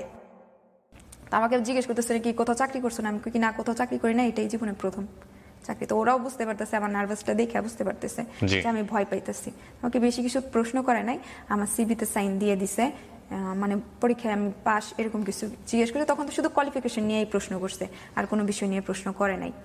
তো সিভিতে যতটুকু আছে ওই আপুর কাছ থেকে যাই না আমি ততটুকুই আর কি উত্তর দিছি। আর বাকি কিছু জিজ্ঞেস করছে আমি কোথা থেকে আসছি, আমার ভাই বোন এটা সেটা আর কি এগুলো জিজ্ঞেস করছে। তো আমার চাকরিটা হয়ে যায়। হয়ে যাওয়ার পর প্রথমে আমি টেস্টিংয়ে চাকরি করি, মোবাইলে ফাংশন টেস্ট করি। আমাকে নিয়ে গিয়ে ডিরেক্টলি কম্পিউটারের সামনে বসাইলো, ভালো একটা পজিশন দিল ইঞ্জিনিয়ার ডিপার্টমেন্টে। আমি বলতে স্যার আমি তো কম্পিউটারে কোনো সিভি দিই নাই, তা আমি কিভাবে কম্পিউটার চালাবো? সমস্যা নেই আমরা শিখাই দিব। তো ওনারা জানেন পড়াশোনা শিখাটা তো ব্যাপার না, কিন্তু আমি তো বুঝতেছি যে আমি কিভাবে কি করব। কিন্তু একটা পর্যায়ে মাথার ব্রেন খাটাইয়া আমি কম্পিউটার নিয়ে কাজ করছি, ভালো মানে খুব ভালো কাজ করি, এখনো খুব ভালো কাজ করতে পারি। এছাড়া আমি আর 2-3টা কোম্পানিতে কাজ করছি ওইখান থেকে কাজ শিখে আসার পর। ওকে, কম্পিউটারে কিসে কাজ করতেন? সফটওয়্যারে কাজ করতাম। কি ধরনের সফটওয়্যার? মোবাইলে যে সফটওয়্যারটা দেওয়া হইতো। ওকে ওকে। তো ওইখানে পরিচিত আবার সফটওয়্যার ইঞ্জিনিয়ার হিসেবে ছিলাম মোবাইলের। ওরে বাবা, পুরাটাই আমার মাথা। আমার যে অ্যাসিস্ট্যান্ট ছিল সে আমাকে বলতো কি মানে ইয়াদের ফাইল করতে হইতো, ইয়ে করতে, সে তাকে দিয়ে আমি সব করাইতাম। আমাকে বলতো কি ম্যাডাম আপনার যদি ব্যাংক ব্যালেন্স থাকতো তাহলে দেন, আপনার সইটাও তো আমি নকল করতে জানি, আমি নিয়ে আসবো, এরকম কিছু বলতো। পরে এই পর্যায়ে চাকরি করতে গেলে আমি আর 2-3টা কোম্পানিতে চাকরি করছি মোবাইলেরই। করে করে আপনি সংসার সাপোর্ট দিতেন? হ্যাঁ হ্যাঁ। তো একটা পর্যায়ে পরে আমি বাড়িতে চলে আসলাম, ও দেশের বাইরে চলে গেল, তখন আর গাজীপুর থাকা হলো না। তো আমি ঢাকায় চলে গেছি। ঢাকায় চলে গিয়ে নিজে যদি কিছু করতে পারি তাহলে আমার নিজের সংসারটা চললো, আর ও দিক দিয়ে তাড়াতাড়ি করে ঋণগুলা দিয়ে দিল, এরকম কিছু হইব। তখন আমি গিয়ে ওইখানে নিজে কিছু কাজকর্ম করার চেষ্টা করি। যেমন আমি শাড়ি পরাইতে পারি, মানে কেউ যে আমাকে ডাকে যেমন 4-5 এরকম করে 300 থেকে 500 পর্যন্ত আমি শাড়ি পরাইতে নেই। টুকটাক যে কাজের জন্যই ডাকে আমি সেই কাজেই করি। আর ওখানে তো আর মোবাইল কোম্পানি নাই, আমি অনেক খোঁজার চেষ্টা করছি, ঢাকায় মোবাইল কোম্পানি আমি খুঁজে পাই নাই। সব আছে আশুলিয়া, তারপর হচ্ছে গাজীপুর, যেখানে যেখানে খোঁজ করছি অনেক দূরে দূরে, সেখানে যাওয়া তো আর সম্ভব না কাজ করা। আর এমনিও আমার পড়াশোনা নাই, এটা আমি ভাগ্যের ফেরে আমি কাজ শিখে গিয়া যে কোনো জায়গায় কাজ করতে পারতেছি, ওটা তো আর পারতেছি না। তো একটা পর্যায়ে আমি নেটওয়ার্ক মার্কেটিংয়ে চাকরি নিই মোবাইলে। আমি পাশাপাশি অন্য কিছু কাজ করলাম, নেটওয়ার্ক মার্কেটিংয়ের কাজ করলাম, সেখানেও আমার ব্রেন খাটায়া আমি ভালো একটা পজিশনে চাকরি করে ফেললাম। আমার স্যার আমাকে অনেক বাজাইছে, অনেকভাবে টেস্ট করছে, যে সেখানে তো অনেক মানুষের সাথে কথা বলতে হয়, মাসে মাসে 2-3টা প্রোগ্রাম থাকে, অনেক বড় স্টেজে কথা বলতে হয়। তো সেখানে যদি কোনো ভালো ছেলে দেখি তখন যদি ছেলেদের সাথে সম্পর্ক হয়, আমার তো ওরা আমাকে যা শিখাবে সব নষ্ট, আমার জীবনটাও নষ্ট, এরকম ওরা আমাকে অনেক বাজাইছে। বাজার পরে আমার একটা প্রজেক্টে আর কি জয়েন করাইছে, একটা প্রজেক্ট গ্রুপে। আপনার হাজবেন্ড তখন কি দেশের বাইরে? দেশের বাইরে। আমি প্রায় 800 লোকের লিডার ছিলাম। 800? হ্যাঁ 800 লোকের লিডার ছিলাম। আমার এ টিমে ছিল 800 লোক, বি টিমে 56 জন লোক ছিল। মানে বি টিম নিয়ে কাজ করতেছি, এ টিমের কাজ শেষ আমার। এ টিমের মধ্যে 2-3 জন মার্কেটিং ম্যানেজার আছে, তারপর হয়েছে সেলস এক্সিকিউটিভ আছে, সিনিয়র সেলস এক্সিকিউটিভ আছে, বিএপি মেম্বার আছে। তো আমি যখন মার্কেটিং কাজ করি তখন মনে করেন যে আমার সারাক্ষণ ফোনে ব্যস্ত থাকতে হয়। মানে এ কল দিতেছে, আমার যেমন আমি যেহেতু সবার মেন্টর, তাই একজনে যদি একজনকে ইনভাইট করে তারা যদি না বুঝাইতে পারে তা আমাকে বুঝাইতে হইতো, বা আমি যদি না পারতাম আমার যে মেন্টর তাকে দিয়ে হেল্প নিতাম, এরকম কিছু। তো আমি সবসময় ব্যস্ত থাকতাম। আর তার 2 বছর আগে থেকে আমি যখন বাপের বাড়িতে যাইতাম, এর মধ্যে আমার আব্বা আম্মা সেপারেশন হয়ে গেছে। আমার ভাইদেরকে নিয়ে ঝগড়া নিয়ে, আমার আম্মা ঢাকায় থাকে আমার ভাইদেরকে নিয়ে, আর আমার আব্বা গ্রামে থাকে। সেপারেশন বলতে কি ডিভোর্স হয়ে গেছে? না ডিভোর্স হয় না, আমার আব্বা বিয়ে করছে আর কি। ওকে। তা আমার আব্বা এখানে থাকে। তো আমি মাঝে মধ্যে যখন আমার বাচ্চাদেরকে নিয়ে আসতাম, আমি আবার যেহেতু আমি গ্রামে বড় হই নাই, আমার জন্মস্থান গ্রামে না, তা আমি গ্রামের কাউকে চিনি না। দুজি বলে এটা তোর চাচতো ভাই, মানে আমার ঘরের সাথে ঘর, তাহলে আমি চিনতে পারি, এছাড়া আমি চিনতে পারি না। আর ওর সাথে আমার কোনো সময় দেখা হয় নাই। ও আমাকে দেখতো, ওর কাছ থেকে নাকি অনেক ভালো লাগতো আমাকে। কে এটা? আমার চাচতো ভাই। সে 2 বছর সে আমাকে ফলো করছে বা কোনোভাবে আমার সাথে যোগাযোগ করা যায় কিনা। আপন চাচাতো ভাই? না না, আপন চাচা না, পাড়াপড়শি চাচাতো ভাই। তো আমাকে মাঝে মধ্যেই দেখতো, কিন্তু কোনোদিন কথা হইতো না। সে আমাকে এটা পরে বলছে আর কি, এরকম দেখতো। তো আমার বাপের বাড়িতে আসা যাওয়া করতাম মাঝে মধ্যে। তো আমার এখানে প্রোগ্রাম ছিল, সেমিনার থাকতো, আসতে হইতো। আর ওইখানে আমার স্যারেও বলছে তুমি তো অনেক সুন্দর কথা বলতে পারো, তো তুমি ট্রেনার হিসেবেও কাজ করতে পারো, এখানে তোমার আরো কিছু টাকা হবে, আরো উপরের দিক দিয়ে যাইতে পারবে, তুমি তো সুন্দর কথা বলতে পারো। মাঝে মধ্যে স্টেজে ডাকতো, আমি অনেকক্ষণ কথা বলতাম। তো হঠাৎ করে আমি যখন একদিন গ্রামে যাই, তখন আমার পাড়াপড়শি এক চাস্তো বোন, সে কি করতো, আমাদের মাদ্রাসার একটা হুজুর তার সাথে রিলেশন করতো আর কি, আমার চাস্তো বোন, ছোট আর কি। তো সে আমার পাশের ঘরে চাস্তো ভাইয়ের বউর ফোন দিয়ে কথা বলতো। মাঝে মধ্যে যখন যাইতাম, মানে যার ফোনই পাইতো আর কি, সুযোগ পেলে তার ফোন দিয়ে হুজুরের সাথে কথা বলতো। বলার পর ও যখন ফোন দিয়ে চলে গেছে, ওর আম্মা যখন ডাক দিছে, তখন ফোনটা যখন ওই হুজুরটা ব্যাক করে, তখন ফোনটা আমি ধইরা হুজুরটাকে আমি অনেক বকা দিই, এবং কি হুমকি টুমকি দেই যে আমি এলাকার লোকজন জানাবো, আপনার কাছে যায় বাচ্চারা পড়ার জন্য, আপনারা তাদের সাথে রিলেশন করেন, আমরা বাচ্চা দিয়ে কিভাবে থাকবো। তো উনি আমার কাছে অনেক মাপটা চায়, বলে আর কাউকে বলবেন না, আমি আপনার কাছে মাপ চাই, এরকম কিছু হবে না, আর কোনোদিন শুনবেন না। তো ওই হুজুরটা কি করছে, ওর হুজুর আর আমার ওই চাস্তো ভাই, পাড়াপড়শি চাস্তো ভাই, ওরা বন্ধু, ওকে, এখনো বন্ধু। তো আমার নাম্বারটা ওকে দেয়, দেওয়ার পর আমাকে মাঝে মধ্যে ফোন দিয়ে এটা সেটা বলে।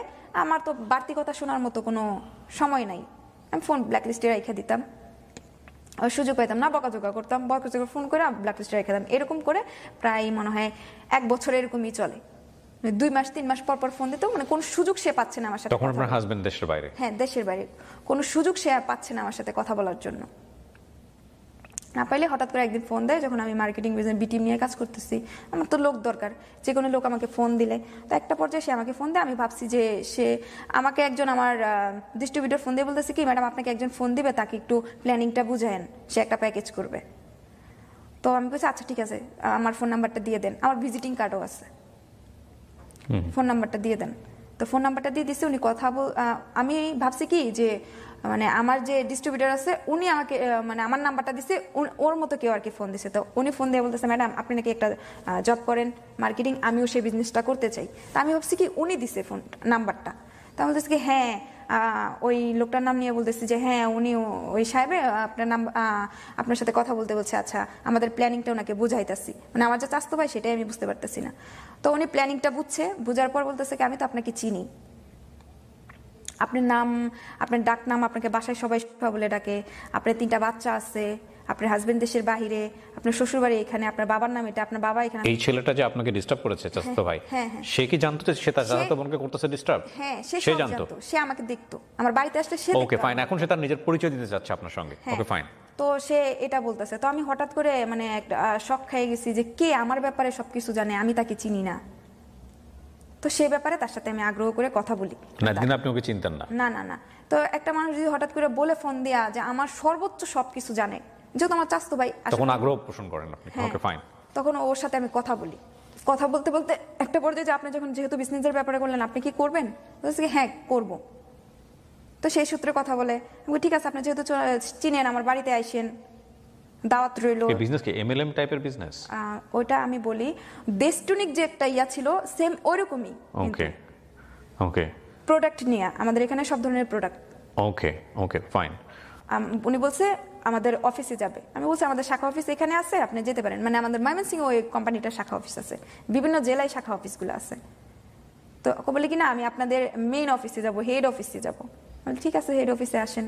তো উনি ত্রিশাল আসলো, মানে আমার বাড়ি থেকে ত্রিশাল আসলো, আমিও আসলাম, কিন্তু তাকে আর আমি দেখলাম না। আসার পর ত্রিশালে সে আমার জন্য অপেক্ষা করতেছে, আমি ওখানে আইসা আমাদের অফিসে নিয়ে আসলাম। অফিসে নিয়ে এসে অফিসের লোকজনের সাথে কথা বলাইলাম, সেও বলছে চাকরি করবে। করার পর সেও এক প্যাকেজ করলো, এখন উনি আমার ডিস্ট্রিবিউটার, আমি ওনার মেন্টর। তো এই মুহূর্তে সে তার সাথে আমার ভালো মন্দ কথা হয়, ওনাকে আমি দাওয়াত দিই আমার বাড়িতে আইসেন, এটা সেটা। তো একদিন আমার সেমিনার প্রোগ্রাম ছিল, সেই অবস্থায় আমার সেমিনার প্রোগ্রামটা ছিল, এসে প্রোগ্রাম ছিল ইয়াতে ওই আমাদের ময়মনসিংহে। তো প্রোগ্রাম করতে করতে বিকাল সন্ধ্যার দিক হয়ে গেছে। আমি এখন যদি আমি ঢাকায় যাই অনেক রাত হয়ে যাবে, তা আমার বাবার কাছে থেকে পরের দিন আমি চলে যাব। আমার বাবার কাছে থেকে পরের দিন আমার চলে যাব। তো এই কথা বলার পর সে কি করছে, সেও আমাকে ফোন দিছে আমার বাবার বাড়িতে আসার পর 9টার দিকে আমাকে ফোন দিছে। 9টার দিকে আমার ফোন দেয়া, আমি তখন খাওয়া দাওয়া শেষ করছি, 9টার দিকে আমাকে ফোন দিছে। ফোন দিয়ে বলতেছে ম্যাডাম কোথায় আছেন? বললাম বাড়িতে আছি। ও আপনি বাড়িতে আছেন, আমার 2টা ফ্রেন্ড আপনার সাথে চাকরি করতে চায়। আমি আচ্ছা ঠিক আছে, চাকরি করতে চাইলে ওদেরকে তো আমি প্ল্যানিং দিতে পারতেছি না কিভাবে কি করতে হয়, বিজনেস কোথা থেকে শুরু করতে হয়। তাই আমি বলি আচ্ছা ঠিক আছে ফোন ধরায় দেন। তো ওদের সাথে ফোন ধরায় দেওয়ার পর অনেকক্ষণ কথা হইলো, ওদেরকে বুঝাইছি কিভাবে কি কি প্যাকেজ নিবে, কি কি প্যাকেজ নিতে পারে, কি কি মানে যে আমাদের প্ল্যানিংটা যেমন আর কি সেটা আর কি ওনাদেরকে দুজনকে আমি বুঝাইছি। প্রায় ঘন্টাখানিকের মতো কথা হয়। কথা হওয়ার পর আমি শুয়ে পড়ি। শুয়ে যাওয়ার পর গ্রামের বাড়িতে ওয়াশরুম বাইরে হয় আর কি, জি।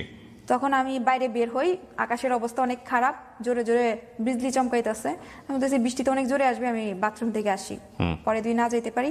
সে আমার বাড়ির সামনে রাস্তা আছে, মেন রাস্তা, মানে বাড়িটা আমাদের এরকম মেন রাস্তা থেকে আমাদের ঘরের দরজা খুললে সব দেখা যায়।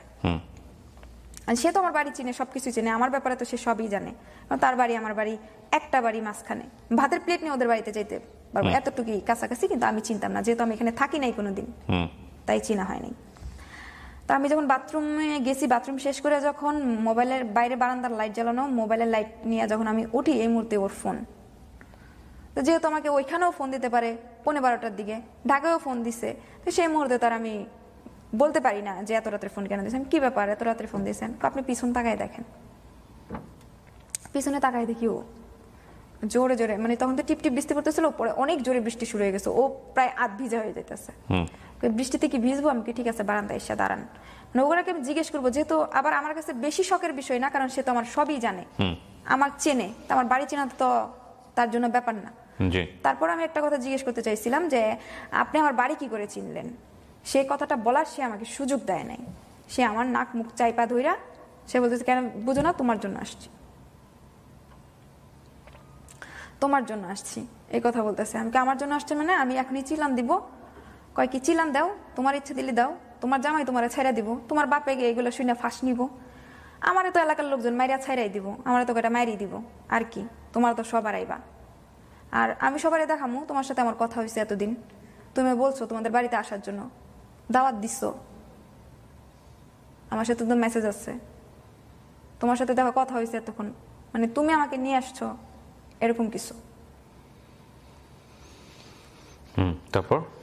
তারপর হচ্ছে গিয়া সে আমার সাথে, কিন্তু সেই মুহূর্তে আমি ওর পায়ে 2টা পায়ে আমি জড়ায় ধরি।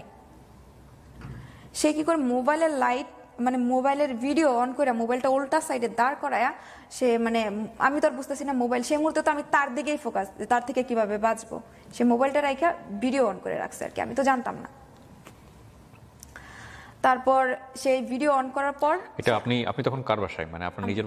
আমার বাপের বাড়িতে। বাপের বাড়িতে ওরকম একটা সাহস পেলো? আপনার বাসায় অন্য কোনো লোক ছিল না? হ্যাঁ, আমার আব্বা আর আমার সৎ মা ঘুমাইতেছিল রাত 11:30টায়, মানে গ্রামে অনেক রাত, আর অনেক বৃষ্টি, যেহেতু মানে এতটা শব্দ হলো বোঝার মতো না, যেহেতু বারান্দা, আর বৃষ্টির মধ্যে বাইরে কেউ বেরও হবে না, সেই সুযোগটাই পাই। গ্রামের বাড়ি তো ঘন হয়, ওখানে আশেপাশে কোনো ঘর ছিল না যারা বুঝতে পারে এরকম বিষয়? না না না, যেহেতু বৃষ্টি ছিল এই জন্য কেউ বুঝতে পারে নাই। তো আমাকে জোরে চিল্লান দিত, মানে একটা জিনিস আমি ভাবতেছি আমি কি করবো। পরে একটা পর্যায়ে কিন্তু আমি ওর কাছে আত্মসমর্পণ করি, যখন সে আমাকে বললো যে ওকে নাকি এলাকার লোকজন মাইরা ছাইরা দিবে, আর কিছু না, আর সব দোষ তো আমারই পড়বে, কারণ ওনার সাথে আমার কথা হয়েছে, ওনাকে আমার বাড়িতে দাওয়াত দিছি, আমি চাইছিলাম ওনাকে আমি চিনি, আমার বাড়িতে দাওয়াত দিছি, তো এগুলো যদি দেখায় তাহলে আমার স্বামী তো আমারই দোষবে, আমারও ছাইরা দিবে। আমার আব্বা যেহেতু ওর মুখোমুখি বললো যে তোর আব্বা ফাঁস নিবে, এগুলো শুই না, তো ওই সময়টা তো ভিডিও ধারণ করে। হ্যাঁ হ্যাঁ, আমি জানি না কিন্তু। তারপর সে আমার সাথে করার পর সেই মুহূর্তে থেকে আমি আমার যত জায়গায় তাকে অ্যাড করছিলাম সব জায়গা থেকে ওকে ব্লক করে দিই। কিন্তু সে বিভিন্ন নাম্বার থেকে আমাকে ফোন দেয়, আমি ফোন বন্ধ করার আমার কোনো অপশন নাই, কারণ সেই ফোনে আমি প্যাকেজ করতাম, আমার টাকা আসতো সেই ফোনে, ভিজিটিং কার্ড দেওয়া সেই ফোনে, আর এত এত লোক সবাইকে বাদ দিয়ে তো আমি ফোন চেঞ্জ করতে পারি না, ফোনও আমি চেঞ্জ করতে, নাম্বারও আমি চেঞ্জ করতে পারি নাই। তো এরকম করে 16 দিন পর আমি ফোন খুলি, কারণ ও আমাকে 1000 বার বিরক্ত করতেছে নানান নাম্বারে ফোন দিয়ে, একবার ফোনটা ধর, না হলে তোর অনেক বড় ক্ষতি হয়ে যাবে, একবার ধর, এটা সেটা। 16 দিন পর, মানে আমি বাড়ি থেকে চলে আসার পর এই জিনিসটা কাউকে বুঝতে দেই নাই, আমি কি যা হওয়ার এইভাবেই হয়ে গেছে, মানে আমি একটা অ্যাক্সিডেন্ট ভাইবা এটা বাদ দিতে চাইছিলাম, সে আমাকে ছাড়ে নাই। তখন আমি তার 2টা পা ধরছি আমি, অনেকবার পা ধরে কান্না করছি, কিন্তু সে আমার ছাড়ে নাই। ছাড়ে নাই বলতে? মানে সে তার যে এটা হাসিল করতে আসছিল সেটাই হাসিল করবে।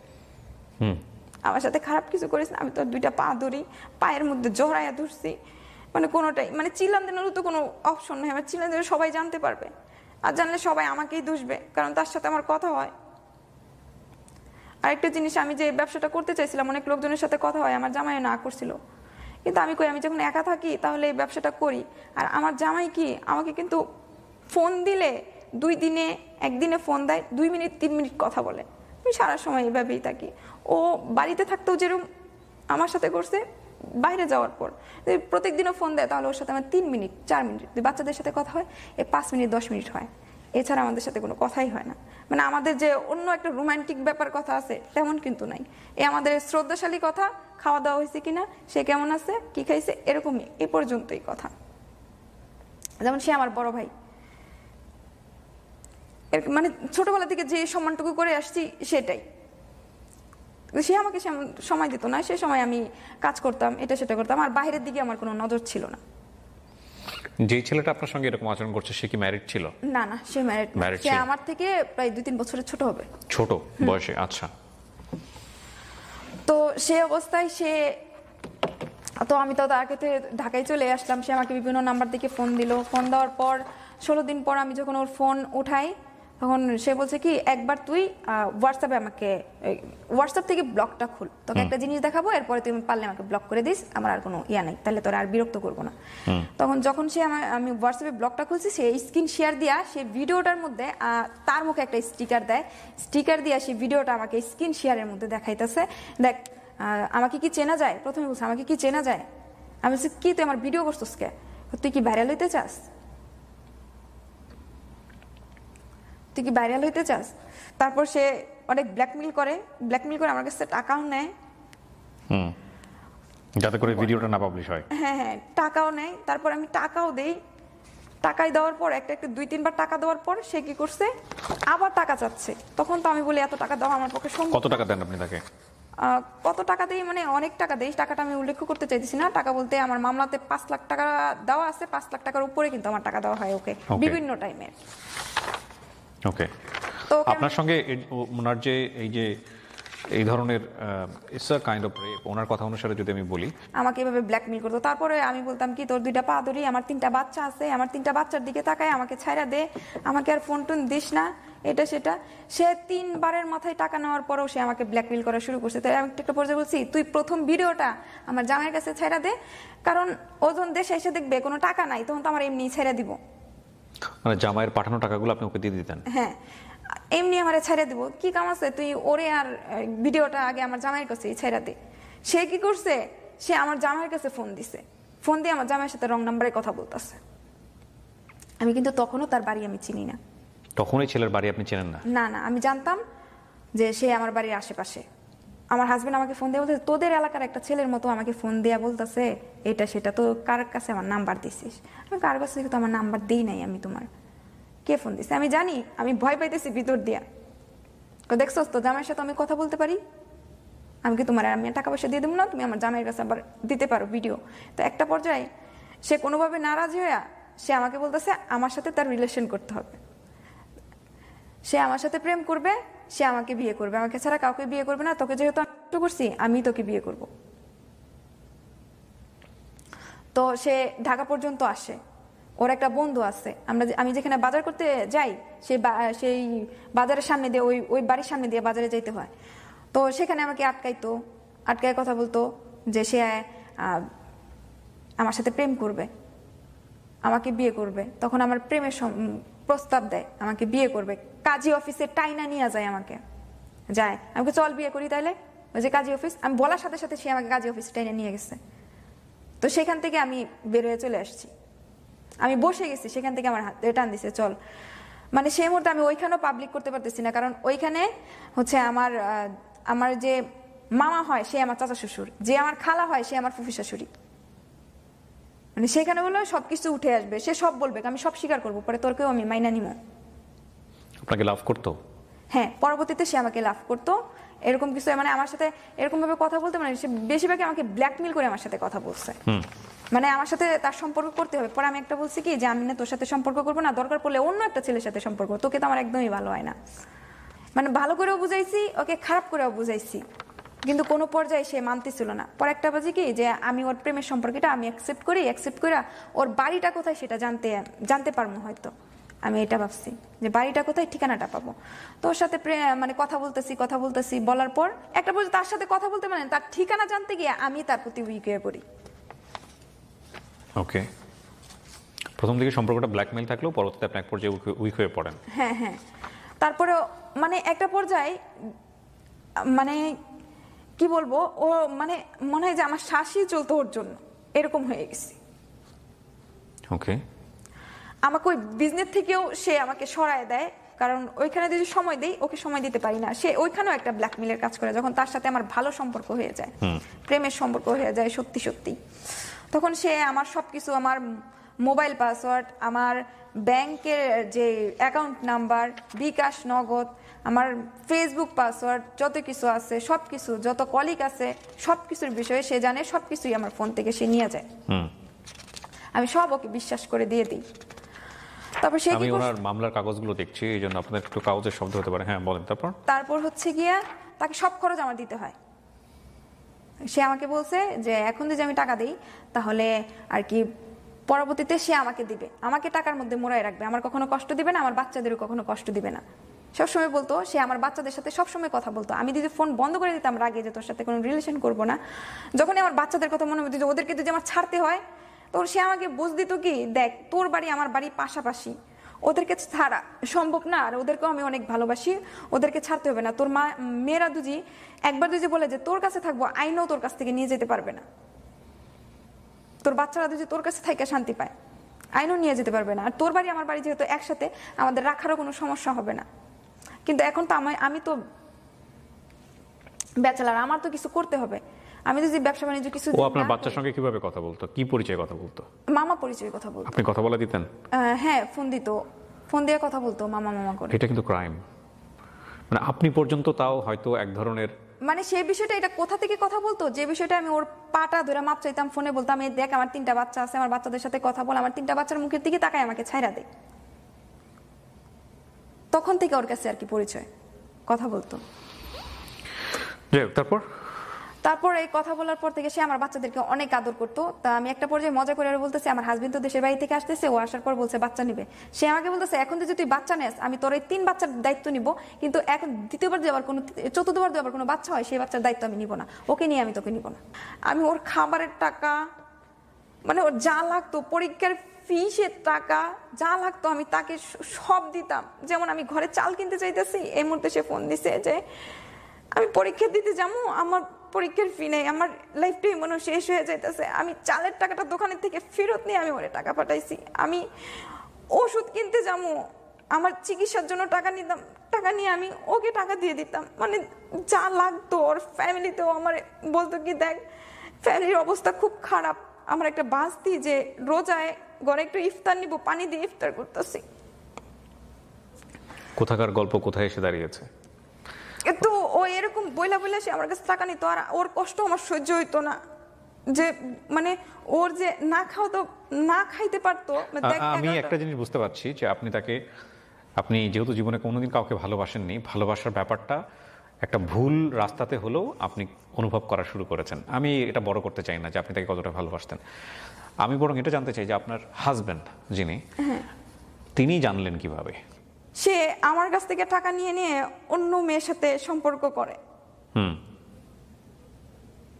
অন্য মেয়ের সাথে সম্পর্ক করে। আমি আমাদের বাড়িতে যাই ঈদের ছুটিতে, বাড়িতে যাওয়ার পর সে কি করছে, ওদের বাড়িতে আমার খবর নিচ্ছে, মানে আমার সাথে করবে। টাকাও চাইছে সে আমার কাছ থেকে, টাকা অনেকগুলো টাকা চাইছে, একটা ব্যবসা করবে। এর আগে তো ব্যবসার জন্য টাকা দিছে, আরো টাকা শর্ট পড়ছে, দিতে হবে। তা আমি 30,000 টাকার মতো নিয়ে গেছি সাথে করে। তো বলছে যে আমাদের বাড়িতে খেয়ে যায়, রাত্রেবেলা আসছি, আমার সৎমা কি রান্না করছে আমার ভালো লাগতেছে না, ওকে বলতেছি। তো বলতেছি কি যে আচ্ছা ঠিক আছে, তাহলে আমাদের বাড়িতে চলে, আম্মা এটা রান্না করছে। আর একটা বিষয়, ওর আম্মা কিন্তু সবই জানতো, ওই ছেলেটার আম্মা সবই জানতো, আমাকে ফোনে দিয়ে কথা বলেছে, দেখতো তো সাহস আছে কিনা, তোমার আম্মারে বল আমি আপনার ছেলের বউ। হ্যাঁ আমি ফোনে কথা বলছি। ওকেও জিজ্ঞেস করতাম, ও বলতো কি হ্যাঁ আমার আম্মা সবই জানে, ও যখন ঢাকায় আমার কাছে আসতো তখনই জানতো। তা আমি খাবার রান্না করে ওর বাড়িতে আপনার পরিকল্পনা কি ছিল? পরিকল্পনা ছিল ও যেভাবে বলছে আমার বাচ্চাদেরকে নিয়ে চলে আসবো, ও আর আমি একসাথে সংসার করব। আপনার হাজবেন্ডকে আপনি ডিভোর্স দিয়ে দিবেন, বাচ্চাকে নিয়ে ওর সাথে সংসার করবেন। আর ও আমার হাজবেন্ডকে বিয়ে অন্য একটা ভালো মেয়ে দেখে বিয়ে করাবে, ও নিজেই বলছে। ওকে, এরকম কিছু বলছে। আপনার হাজবেন্ড জানলো কিভাবে এই জায়গাটায় আসেন? তাও আমি বাড়িতে এটা জানা বিষয়, টুডে টুমরো জানতোই। তারপর আমি যখন এখানে চলে আসি, ও যখন ওদের বাড়িতে নিয়ে যায় আমাকে দাওয়াত খাওয়ানোর জন্য, সে তার ঘরে আমাকে নিয়ে যায়, যেহেতু আমি তার সাথে সম্পর্ক আমার এগুলো জানার দরকার নাই তো, আপনি আপনার হাজবেন্ডের জায়গাটায় আসেন। মানে একটা দরবারের মধ্যে, সালিশের মধ্যে। সালিশটা হয় কিভাবে, কেন হয়? সালিশটা হয় হচ্ছে সেদিন রাত্রে বেলায় আর কি ঝামেলাটা হয়, ওর সাথে আমার সাথে হয়, জোর করে নিয়ে যায় তার ঘরের এই যে মেন সুইচ বন্ধ করে, তো ওর বাড়ি আবার মেন রাস্তার সাথেই, সেখান থেকে আমি নিয়ে ওর ঘরে নিয়ে যায়। ওর মা আবার ঘরে অসুস্থ শুয়ে আছে, প্রেশার উঠছে, শুয়ে আছে। শুয়ে থাকার পর সে তার ঘরে আমাকে নিয়ে যায়। সে তার সাথে আমার না এরকম কিছু হবে না, যা হবে বিয়ের পরে হবে, সেটা বলে কি না কিছুই না, এতদিন তোরে দিয়ে ছাড়ি, আমি যদি তোকে ছাইরা দিতাম তাহলে তখনই ছেড়ে দিতাম, তোর মায়ের লাথি গুতা খাইয়া কি আমি এই পর্যন্ত আসি? এই কথাগুলো সে আমাকে বলতেছে। পরে যখন টাকার বিষয়ে টাকা কত আনছি তখন বলছি এত, তোর সাথে আমার ঝগড়া হয়ে যায়। সেই ঝগড়া শুনে ওর মায় আসে বাসায়। ওর মা তো সবকিছু জানতোই। আসার পর যখন আমি ওকে ধরতে নেই, মানে পর্যায়ে একটু খারাপ অবস্থায় চলে যায়, তখন ওর মা আমাকে জোর করে আটকে রাখে, ওর বাসা থেকে চলে যায়, মানে ওদের বাড়ি থেকে চলে যায়। আমি বলছি ওর সাথে আমার কথা আছে, ওকে ফোন দিয়ে তাড়াতাড়ি আনেন। তুমি যাও, তুমি যাও, তুমি যাওয়ার বাসায় যাও, মানে আমাদের বাড়ির রাস্তার দিকে আমার মাথাটাতে হাত দিয়া পাঠাই দিতেছে যে তুমি তোমাদের বাড়িতে যাও, আমি ওকে ফোন দেবো তোমার ফোন দেওয়ার জন্য। আমি কই যদি আমার ফোন না দেয় আমি কিন্তু আপনাদের বাড়িতে আবার আসবো। তখন আমি 12টা পর্যন্ত অপেক্ষা করছি। অপেক্ষা করার পর দেখি যে ও আমাকে ফোন দিতেছে না, আমাকে ব্ল্যাকলিস্ট করে রাখছে। তখন আমি ওর বাড়িতে গিয়ে উঠি সেদিন রাত্রি। ওর বাড়িতে গিয়ে আবার রাস্তার মধ্যে ওর আম্মা যে আমার মাথায় হাত দিয়ে আমাকে বুঝাই দিতেছে যে ওর বিচার করবো, এটা করবো, সেটা করবো। আমি আবার বলতেছি আপনার ছেলেকে আমাকে বিয়ে করতেই হবে, এখন আর আমি আর সময় নিব না, এখন আমাকে বিয়ে করতেই হবে। তখন আমাদের যে চেয়ারম্যান রাস্তা দিয়ে যাইতেছিল, তো উনি আবার বিষয়টা শুনতে পারছে। ওর আম্মা যে আমাকে বুঝাই দিতেছে, ওর আম্মা যে বলতেছে ওই আসলে ওর বিচার করবো। ও ওখানকার চেয়ারম্যান শুনে ফেলছে, লোকাল চেয়ারম্যান? হ্যাঁ, চেয়ারম্যান শুনে ফেলছে। শুনে ফেলার পর আমি বাসায় চলে আসছি, ও আমাকে ফোন দেয় নাই। ফোন না দেওয়ার পর আমি আবার ওর বাড়িতে গেছি। বাড়িতে যাওয়ার পর ওরা আমাকে বোঝানোর, মানে আমি ওদের কাছে কথা বলতে গেছিলাম কেন সে আমার সাথে এটা করলো। তখন তারা কি করছে, লাঠি নিছে আমাকে মারার জন্য। কে এটা? মানে ওই ছেলেটার ভাই। তারা মোটামুটি সবাই জানতো যে আমার কাছ থেকে টাকা পয়সা আনতো, কারণ ছেলে তো কোনো কাজ কর্ম কিছুই করতো না, এত তো টাকা সে পাইতো কই, গরু কিনতেছে, এটা করতেছে, ওইটা করতেছে। তারপর তার ভাই আমাকে লাঠি নিছে মারার জন্য। তো ওরা যখন আমার মাইরা ফালাই দিবে, তা ওদের কাছে এরকম লোক আছে, মানে ওদের গোষ্ঠীর মধ্যে এরকম লোক আছে যে ওরা মানুষে মাইরা ফালায়, কোনো খোঁজ খবর পায় না, এটা সেটা আমাকে ভয় দেখাইতেছে, ধরো মাইরা ফালাই দিলে তোরা কেউ খোঁজ নিতে আইবো না। তখন আমি পুলিশে খবর দিই। আপনি দেন? হ্যাঁ আমি দিই। আপনি বুঝতে পারতেছিলেন যে আপনি কি করতেছেন? হ্যাঁ। আপনার হাজবেন্ড জানতো তখন আপনাদের এই বিষয়গুলো, না তখনও জানে না? না, তখনও জানে না। তখন সে কি করছে যে ওই ওর ভাই যখন আমাকে মারতে নিছে, তখন আমি পুলিশে খবর দিই যে আমার কাছ থেকে টাকা নিচ্ছে, আমার উপরে এই সমস্যা করছে। তো এক পর্যায়ে পুলিশ আসার কারণে সবাই জানতে পারে বিষয়টা। তখন জানাজানি হয়ে যায় যে আপনার কাছ থেকে কেন টাকা নিল, অবৈধ সম্পর্ক বা এই বিষয়গুলো। হ্যাঁ হ্যাঁ, তখনই বিষয়টা জানাজানি হয়ে যায়। হয়ে যাওয়ার পর আমি লোকজন এসে শুনে যেন ওর সাথে আমার কল রেকর্ড ছিল, অনেক বিভিন্ন সময় টাকা পয়সা চাইতো, এগুলো কিন্তু কল রেকর্ড আছে, অনেক মেসেজে আছে। বেশিরভাগই ওর সাথে কথা হইতো টাকার বিষয়ে। সেই একটা পর্যায়ে এই নাই সেই নাই এটা সেটা সব অজুহাতেই দিয়ে আমার কাছে টাকা। আমি কিন্তু তাকে অন্ধের মতো বিশ্বাস করছি। একটা জিনিস চিন্তা করে দেখেন, এখানে অনেকগুলো ব্যাপার আছে। একটা হচ্ছে জাস্ট আধা ঘন্টা আগপিস, আধা ঘন্টা আগেও কিন্তু যদিও সম্পর্কটা অবৈধ এবং অনৈতিক, কিন্তু একটা পিসফুল কন্ডিশনে ছিল। আধা ঘন্টা পরে সম্পর্কটা কোথায় গেছে, কত ভয়ঙ্কর ডিজাস্টার। আচ্ছা, তারপর ওই ওখানে কিছু লোকজন জড়ো হয়, তখন পুলিশ বলতেছে যে চলো আমাদের সাথে থানায় অভিযোগ করো, পরে আমরা দেখতেছি। পরে আমি আমার আব্বারে বলতেছি আব্বা আমার সাথে একটু আইবা, আমি থানায় যাবো, রাত হয়ে গেছে যেহেতু এতটা। পরে আমাদের এলাকায় কিছু লোকজন মাতবরা বলতেছে যে আমরা তো এলাকার লোকজন আছি, তুমি এলাকার লোকজনকে বলো, আমরা নিয়ে বসি, ব্যাপারটা দেখি এখানে সমাধান করা যায় কিনা। তখন আর কি আমরা পরে তুমি যাইও মামলা করতে। তাই এখন এলাকার লোকজনের কথা তো শুনতে হয়। তো এলাকায় পরে একটা দরবার বসে, সালিশি বসার পরে অনেক লোকজন আসে, তখন সব জানতে পারি, সবকিছু খুলে বলি ওর সাথে কিভাবে আমার সম্পর্ক, কিভাবে সে আমার জীবনে আসছে, বা ওকে যাইতে অনেকবার বলছি, সে কোনোভাবেই যাবে না। সে মানে আমি ফোন বন্ধ করে দিলে সে মরার মতো হয়ে যায়। তখন ও কি করতেছিল সালিশের মধ্যে? সালিশির মধ্যে সে দাঁড়ায় আছে, আমি বসে আছি। তো সে এত কিছু বলার পর সে বলছে কি আমি ওকে চিনিই না। আমি যে সালিশের মধ্যে প্রমাণ দিলাম, ওর সাথে আমার ভিডিও কল আছে, আমি স্ক্রিন শেয়ার করে রাখছি।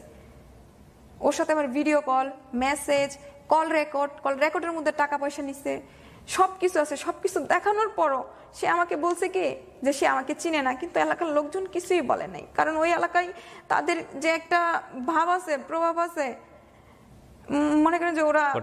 আপনাকে বলে নাই কিছু। এখন কথা হলো যে আপনার বাড়ির দিককার প্রতিক্রিয়া কি? আপনার বাবা কি করতেছিল? আমার বাবাও সে দরবারের থেকে উঠা চলে গেছে, আর সে দরবারে খবর পায় আমার শ্বশুর শাশুড়ির লোক সবাই আসছে। আসার পরে ওরা এগুলো ভিডিও করে আমার জামাইরে দিছে, কিন্তু সেই দরবারে আমার ভাবছে কি আমার জামাই তেমন কিছু হয় নাই, আর কোনোদিন তো এরকম বিষয় শুনে নাই আমার ব্যাপারে। হ্যাঁ, তো বলতেছি ওদের বাচ্চাদের দেখে ভাবছে সাধারণ কিছু, ওর বাচ্চাদের দেখে যদি থাকতে পারে তাহলে থাকুক। কিন্তু আমার শ্বশুরের ভিডিও করে যখন ওনাকে বলছে যে আমরা ভিডিও করছি, ব্যাপারটা শুনে যা, তখন আমি দরবারে আমি বলছি যে আচ্ছা ঠিক আছে, আমি ওইখানে যাবো না, আমার ওই জামাইয়ের ঘরে আমি যাবো না, এই কথা আমি দরবারে বলছি। ও এটা ভিডিও করছে? হ্যাঁ, আমি যাবো না। কেন বলছি? কারণ সেখানে আমার শ্বশুর শাশুড়ি আছে। এখন যদি আমি ওখানে বলি আমি যাবো, তারা কি করবো? আমার ইজ্জতের বিনিময়ে কয়েকটা টাকা দিয়ে আমার সেখান থেকে বিদায় করে দিবে। আর ওইখানে যাওয়ার পরে যখন আমার স্বামী জানতে পারবে, তো ওইখান থেকেও আমাকে তারাই দিবে, যেহেতু এটা ভিডিও করা হয়ে গেছে। আমার শ্বশুর শাশুড়ি ওরা ভিডিও করছে, যখন সব জানতে পারবে তখন তো আমাকে এমনিই ছেড়ে দিবে। তারপর সালিশি কমলো, আমি মামলা করতে যাবো। তারপর আমি মামলা করতে যাই নাই। দরবার থেকে বলছে ও তো তোমাকে চিনেই না, বলছে দরবারের লোকজন বলছে তুই ওকে বিয়ে কর। ওকে তো আমি চিনি না, কিসের বিয়ে করবো? ও এটা বলে দরবার থেকে চলে আসছে, কিন্তু দরবারের লোকজন কিছুই বলে নাই। আর আপনার হাজবেন্ড কি হলো? আর আমার হাজবেন্ড পরে আমার হাজবেন্ডের সাথে আমি ফোন দিয়ে যোগাযোগ করতে চাই। যোগাযোগ করার পর সে আমাকে নানানভাবে বকাবকি করে। আচ্ছা ঠিক আছে, আমি অন্যায় করছি, বকাবকি, সে তো সব ভিডিওই শুনছে, বিভিন্নভাবে আমাকে গালিগালাজ করে, এটা সেটা এরকমই চলতেছে। চলে যাওয়ার পর সেই ছেলে কি করছে, আমার হাজবেন্ডকে ফোন দিয়ে বকায়। তখন আমার হাজবেন্ড আরো আগে আমাকে বকে, তুই যদি আমার ডিভোর্স না দেস তাহলে আমি তোরে মামলা দিব, তোর বাপের শুদ্ধ মামলা দিব, আমার কাছ থেকে এত টাকা নিয়ে চলে আসছিস। আর যেহেতু আমি এখানেও একটা মামলা করে ফেলছি যে আমার এত টাকা নষ্ট করছে, তো এটা তো প্রমাণিত যে আমি ওর কাছ থেকে টাকা নিয়ে আসছি। কিসের মামলা করছেন? ধর্ষণ মামলা, তার মধ্যে টাকার উল্লেখ আছে 5 লাখ। আপনি মামলা করলেন কবে? আমি মামলা করছি ওই দরবারি হওয়ার আর মনে হয় যে 7-8 দিন পরে, মানে দরবারি লোকজনকে আচ্ছা দেখতেছি এরকম করে সময় নিছে। তারপর আমি থানায় গেছি মামলাটা করার জন্য। থানায় গেছি। মামলা কি আপনার নিজের পরামর্শ ছিল নাকি আপনার হাজবেন্ড পরামর্শ দিয়েছিল? না, সম্পূর্ণ নিজের পরামর্শ। মানে মামলা করার আগে আপনি হাজবেন্ডের সাথে কথা বলেননি যে আমি এটা মামলা করতে চাই বা এরকম কোনো কিছু? হ্যাঁ, তোর যা মন চায় তা করি কে, এই কথা বলছে। বলার পরে এলাকার লোকজনে বলছে তুমি মামলা করো, সে যদি বিয়ে না করতে চায়, এটা সেটা। তারপর আমি মামলা করলাম। মামলা করতে গিয়ে আমি থানায় গেছি। থানায় যাওয়ার পরে তখন তো আওয়ামী লীগ ক্ষমতায় ছিল, তারা ওইখানকার লোকজন ধরে থানায় মামলা নিবে সবকিছু লিখাইছে, মানে তাদের মতো করেই লিখাইছি। আপনার থানায় মামলা হয়নি, শেষ পর্যন্ত আপনি কোর্টে গিয়ে মামলা করেছেন? হ্যাঁ, থানায় আমার ঠিক আছে, এগুলো দরকার নাই, আমি শুধু প্রেক্ষাপটে থাকতে চাই। এখন কথা হলো যে মামলা আপনি করেছেন, মামলাটা কি শিশু ও নারী নির্যাতন দমন ট্রাইব্যুনালে করেছেন। আপনি করেছেন মামলাটা কত তারিখে? 9/10/2024, এই তো কয়দিন আগে। হ্যাঁ। মামলায় আসামি কে, উনি শুধু নাকি আরো কয়েকজন আছে? আপনার সাক্ষীরা যারা, তারা কি সাক্ষী দিবে? আসলে আমার সাক্ষীরা সাক্ষী দিবে না, কারণ ওদের যে বললাম যে প্রভাবশালী লোক আমাকে থানায় মামলা নিবে করে পরে আমাকে ঘুরাইয়া দিছে, মামলা নিবে না। তারাই আমার বাড়িতে আইসা মেডিকেল টেস্ট হয়েছে? হ্যাঁ, মেডিকেল টেস্ট সব প্রমাণ এসেছে? না, এটা বিষয়টা অন্যভাবে আসছে। যেমন মনে করেন আমাকে এখানে অনেক সময় নষ্ট হয়েছে, দরবার করছে সময় নষ্ট হয়েছে, তারপরে ওরা আমাকে বলছে আচ্ছা দেখি করে সময় নষ্ট হয়েছে। থানায় গেছি, থানায় কয়দিন ঘুরাইছে, সময় নষ্ট হয়েছে, পাওয়া যায় নাই, কারণ এতদিন 26 দিন পরে আসার পর সেখানে কোনো কিছু পাওয়া যায় না আর কি, নষ্ট হয়ে গেছে। কিন্তু এটা উল্লেখিত আছে তার সাথে আমার প্রেমের সম্পর্ক, এটা সত্যতায় আসছে, এবং কি টাকা পয়সা সে আমার কাছ থেকে নিত, সেরকম কিছু আছে। এত টাকা পয়সা তো মনে করেন। ছেলেটাকে কি অ্যারেস্ট করা হয়েছে? আপনি যাকে, না, তাকে অ্যারেস্ট করা হয় নাই? এখনো অ্যারেস্ট করা হয় নাই। তো এরকম বিষয় নিয়ে হচ্ছে এলাকার লোক। ওনাকে ডাকা হয়েছে কোর্টে, সাক্ষী দিয়েছেন, উনি গেছেন, হাজিরা দেন? না না না না, এখনো হাজিরা হয়নি। ওনার নামে ওয়ারেন্ট হয় নাই? না না, ওয়ারেন্ট হয় নাই। ওয়ারেন্ট হয় নাই, কারণ আমার মেডিকেল রিপোর্টটা 4 মাস পরে বের হয়ে আসছে এবং সেটা থেকে নেগেটিভ আসছে। মেডিকেল রিপোর্ট নেগেটিভ আসলে তো আপনি প্রমাণ করবেন কিভাবে? 4 মাস পরে হয়েছে, যেহেতু আমাকে এতদিন এখানে উল্লেখিত আছে, যেহেতু আমার থানায় ঘুরাইছে, তারপর কোর্টে আসতে আসতে 26 দিন পরে নষ্ট হয়ে গেছে। সেটা কি আমার দোষ? আমাকে এলাকার মানুষ এবং কি ওরা যে আমার সাক্ষীদেরকে হুমকি দিছে, আমি সেটার ভিডিও করে রাখছি। মানে সব যাদেরকে সাক্ষী দিছি ওদের লোক পাঠাইছে, আমার বাড়ির সামনে এসে হুমকি দিছে সবাই, সব সাক্ষীরা রাতে আমাকে। আপনার কাছে কি এমন কোনো ভিডিও ফুটেজ আছে যেটা দ্বারা আপনি প্রমাণ করতে পারেন যে ওর সঙ্গে আপনার সম্পর্ক হয়েছিল? ও তো প্রমাণ করার জন্য ও তো ফুটেজ রেখে দিয়েছে আপনার কথা অনুসারে। আপনার কাছে কি এমন কোনো ফুটেজ আছে? না না, আমার কাছে এমন কোনো ফুটেজ নাই, কারণ আমার বাচ্চারা আমার ফোন ধরতো, এরকম কিছু বিষয় রাখার মতো না। আবার ওর একটা জিনিস কি ছিল, ও আমার সাথে যত মেসেজ করতো ও কি করতো, স্ক্রিন শেয়ার দিয়া সব ডিলিট করে প্রতিদিন ঘুমাইতো। আপনাদের হাজবেন্ডের মানে আপনার যে মামাতো ভাইয়ের সঙ্গে বিয়ে হয়েছিল, এই সম্পর্কটা কি আছে নাকি এটা ডিভোর্স হয়ে গেছে? ডিভোর্স হয়ে গেছে। ও আমার হাজবেন্ডকে যখন ফোন দিত, ওটা বাদ দেন কি কারণে ফোন দিত, কি হতো না তো, প্রেক্ষাপট আপনার কাছ থেকে যে একভাবে শুনলাম, ওই ছেলেটার কাছ থেকে যদি আমি বক্তব্য শুনি বা এই ছেলে যদি আসে আমাদের এই পুরো বক্তব্য শোনার পরে সে যদি তার বক্তব্য দিতে চায় এখানে, সে যদি মনে করেন আমি ফেস হব, যদিও তার পরিচয় সমস্ত কিছু আমি এখানে গোপন রেখেছি, কারণ এটা বিচারাধীন বিষয়, এটা কোর্ট নিবে। এবং এই বক্তব্য যা উনি এখানে দিয়েছেন এটা যেহেতু মামলা বা বিচারাধীন বিষয়, সুতরাং মহামান্য আদালত যে সিদ্ধান্ত দিবে সেটাই চূড়ান্ত সিদ্ধান্ত। তবে আমাদের এই ভিডিওর মানে আমাদের এই অনুষ্ঠানের কোনো ফুটেজই ওনার স্বীকারোক্তি হিসেবে নেওয়া, ওনার পক্ষে বা বিপক্ষে, এটাকে আমরা ব্যবহারের জন্য অবশ্যই উৎসাহ দেব না, কারণ এটা সম্পূর্ণ নন ইনভেস্টিগেটেড। হ্যাঁ, গল্প প্রচারের অ্যাঙ্গেলটা কেন তাহলে? গল্প প্রচার করেছি সেলফ লার্নিংয়ের জায়গাটা থেকে। উনি কিন্তু ওনার অপরাধগুলি এখানে স্বেচ্ছায় অকপটে স্বীকার করেছেন। সে আসলে এরকম করেছে কিনা, কে আগে এসছে কে পরে গেছে, সেগুলোর বিষয়গুলো আমরা সত্যতা নিরূপণ করছি না। এবং যাকে নিয়ে উনি গল্পটা বলেছেন তার সমস্ত পরিচয় এখানে গোপন রাখা হয়েছে এবং তাকেও আমরা এখানে হাইলাইট করছি না। তবে হ্যাঁ, কেউ যদি স্বেচ্ছায় এসে বলেন যে না আমি সেই লোক এবং আমারও কিছু বক্তব্য আছে এই গল্পের প্রেক্ষাপটে, আমরা সেই সুযোগ অবশ্যই তাকে দিব। তো সেটা বুদ্ধিমানের পরিচয় হবে না বলে আমি মনে করছি।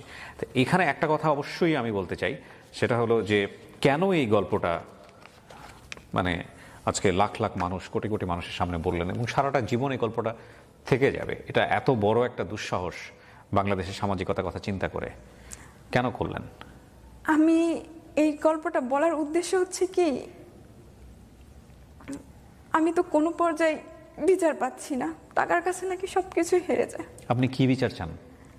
আপনার জীবনের সাথে যে অবিচারটা হয়ে গেল, ধরেন এই ছেলেটার বিচার হলো, ছেলেটার জেল হলো, ধরেন আপনার জীবনের সাথে যেটা ঘটে গেছে এইটার আপনি আর কোনোদিন পূরণ করতে পারবেন না? কোনোদিন পূরণ করতে পারবো না। আপনার 3 সন্তানের কাছে আপনি যা হলেন, আপনার হাজব্যান্ডের কাছে আপনি যেটা হলেন, বা আপনি লোক সমাজের কাছে যেটা হলেন, এই ক্ষতিটা কি আপনি এর বিচার দিয়ে পূরণ করতে পারবেন? না, আমি চাচ্ছিলাম আমার যা হয়ে গেছে, আমি তো এখন আমার বাবার কাছে আশ্রয় পাইতেছি না, মানে আশ্রয়হীন আছি, মানে না থাকার মতো। একই এলাকায় এইভাবে থাকতে পারবো না, ওর বাড়ির সামনে দিয়ে আমার বাড়িতে যাইতে হয়, যেহেতু ওইখানেও আমার আশ্রয়টা নাই, কোনো জায়গায় আশ্রয় নাই। তো আমি যাইতেছি না আর কোনো পাপে জড়াইতে। ওকে বলছিলাম, আমি এলাকার লোকজনদের পায়ে ধরে বলছিলাম যে ও আমাকে একবার ওর নামটা দিক, আমি গিয়ে না চাকরি করে খামু, যে কোনো কাজ করে খামু। নামটা কি দেখ? ও আমাকে বিয়ে করো। আচ্ছা, ও আমাকে বিয়ে করো, আমি দূরে গিয়ে চাকরি করে খামু। ও যদি বলে আমি কাউকে বলতে পারবো আমার জামাই আছে। আমার প্রত্যেকটা দিন আমার একটা করে মৃত্যু হইতেছে, আমি এইভাবে মরতে চাই না। আমি হয়তো আত্মহত্যা করতাম, কিন্তু করি নাই। আমি যদি আত্মহত্যা করি তাহলে গোপনে এটা শেষ হয়ে যাবে, আর কেউ জানতে পারবে না। যখন আমি আমার সন্তানদের কাছে খারাপ, আমার স্বামীর কাছে খারাপ, আমার ফ্যামিলির কাছে খারাপ, মা বাবার কাছে খারাপ, সবার কাছে আমি খারাপ।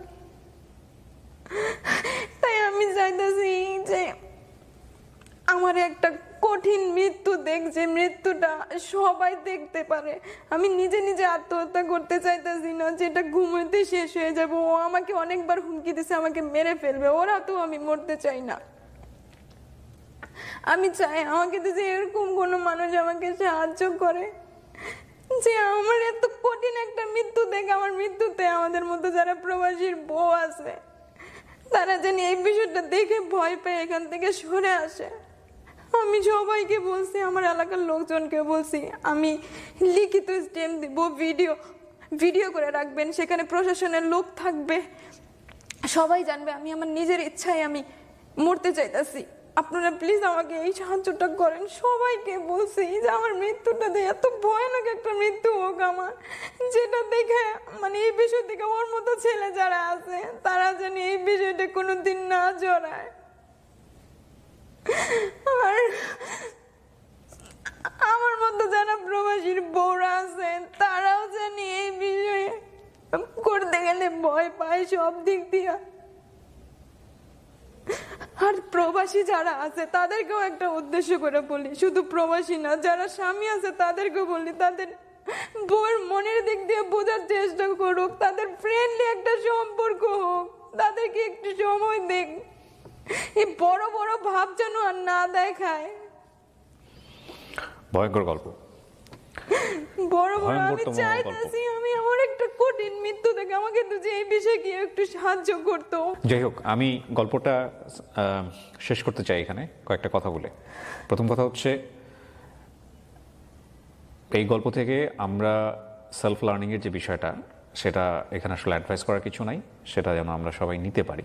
1 2 নম্বর হচ্ছে, জীবনে ভুল করার কিছু মাত্রা থাকা উচিত, সেই মাত্রা অতিক্রান্ত করে আমরা যেন ভুলের দিকে না যাই।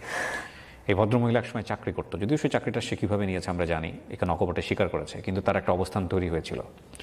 সেই অবস্থানটাও সে খুইয়েছে একটা ভুল সম্পর্কে জড়িয়ে, এবং এই ভুল সম্পর্কের কোনো পরিণতি নাই।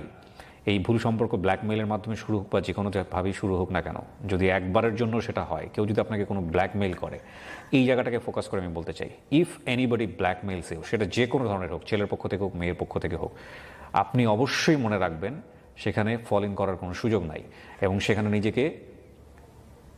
নিজেকে কারো জিম্মায় দিয়ে দেওয়ার সুযোগ নাই। যত রকমের ক্রাইমই হোক না কেন, যত রকমের ক্ষতি হোক না কেন, যত রকমের সামাজিকতা নষ্ট হোক না কেন, অবশ্যই আপনি আইনের আশ্রয় নেবেন, আইনের আশ্রয় নেবেন এবং পুলিশের আশ্রয় নেবেন। আপনার হাজব্যান্ডের সাথে সম্পর্ক খারাপ হোক, পরিবারের সাথে খারাপ হোক, ওই দিনই শেষ। জীবনে বেঁচে থেকে কারো কাছে জীবনটা দিয়ে দেওয়া, ব্ল্যাকমেল হওয়ার জন্য দিনের পর দিন কখন জানায় এই ভয়ে জীবনটা শেষ করে দেয়, এটা চরম বোকামি। আজকের এই ভিডিওটা যারা দেখলেন, আজকে যদি এরকম যদি কেউ থেকে থাকেন, আজকে এই মুহূর্তে আপনারা স্টেপ নেবেন, এবং সেটা আইনের মাধ্যমে। কোনো প্রকার টেনশন করবেন না, এবং কোনো যা হবার হবে, তাওয়াক্কাল তু আলাল্লাহ, এবং অবশ্যই অ্যাকশন নেবেন।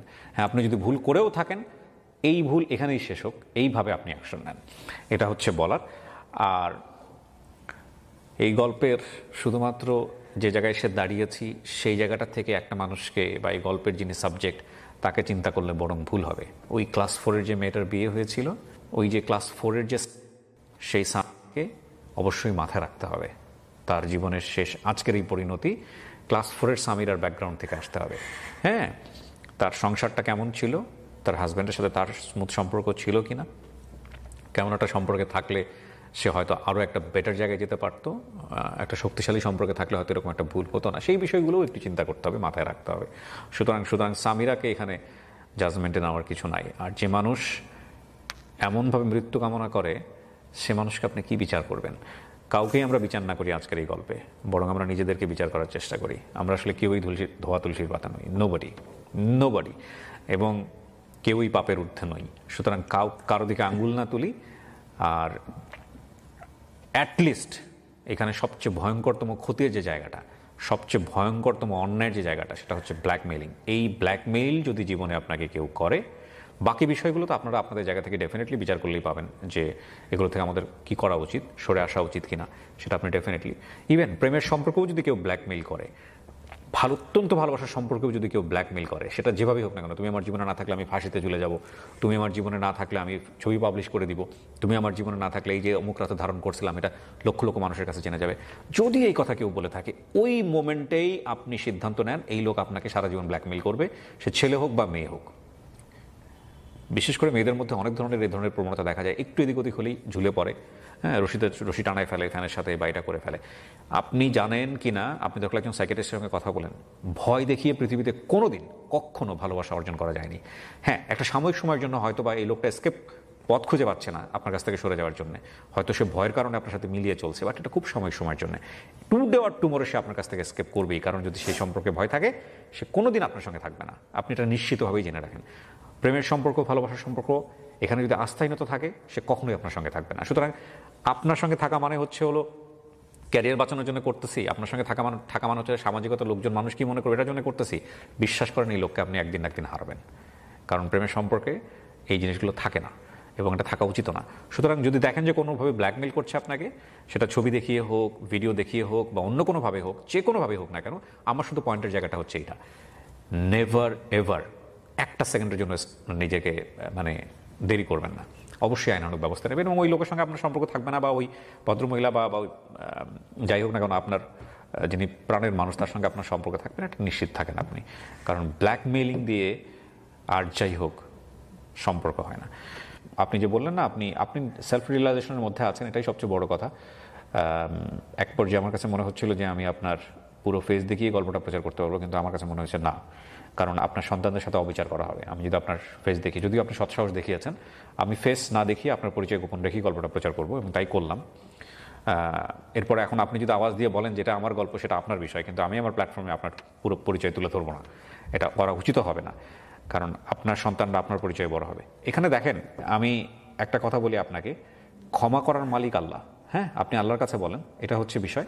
আর দ্বিতীয়ত কথা হচ্ছে যে আপনার চেয়েও ভয়াবহ অপরাধ করা মানুষ এই সমাজে বেঁচে থাকে, বুক ফুলিয়ে বেঁচে থাকে। আপনি সৎসাহস নিয়ে আজকে এখানে ক্যামেরা ফেস করছেন, সে কারণেই আপনার শেষ হয়ে গেছে, বিষয়টা এরকম না। শোনেন, আমি এই বিষয়টা চাচ্ছি না ভাইয়া, আমি চাচ্ছি আমাকে একটা কঠিন না শোনেন শোনেন এটা আরেকটা ভয়ঙ্কর রকমের ভুল।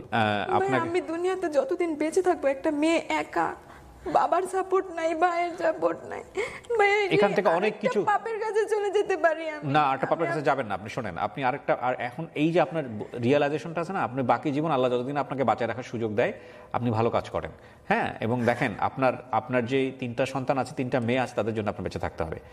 ইন রিটার্ন আপনি কী পাবেন জানি না, তবে আপনি তাদেরকে একদম শক্তভাবে যেভাবে সাপোর্ট দেওয়া দরকার ওইভাবে সাপোর্ট দিয়ে যাবেন মা হিসেবে। এবং আপনার সন্তানেরা, আপনার জানাশোনা মানুষরা যাতে এই ভুলটা না করে আপনি সেই চেষ্টাটুকু করবেন। আর এই মানুষটাকে আপনি এই মানুষটাও যদি আপনাকে বিয়ে করতে চায়, যদি কখনো এই যে ছেলেটার নামে মামলা করছেন, যদি আপনাকে কখনো বিয়েও করতে চায়, আপনি কখনোই তাকে বিয়ে করবেন না। এই বিয়ে করাটা ভালো সিদ্ধান্ত হবে না, এটা আমি আমার জায়গা থেকে বলতে পারি, ঠিক আছে। আইনি শরিয়া অনুসারে যদি বিয়ে করার ব্যাপার থাকে সেটা অন্য বিষয়, সেটা নিয়ে আমার কোনো মতামত নাই। কিন্তু মানসিক জায়গা থেকে আমি যদি বলি, এই ছেলেটা স্ত্রী হিসেবে আপনাকে হয়তো মর্যাদা দিলেও কোনোদিন মানসিকভাবে আপনাকে শান্তি দিবে কিনা সেটা নিয়ে আমার যথেষ্ট সন্দেহ আছে।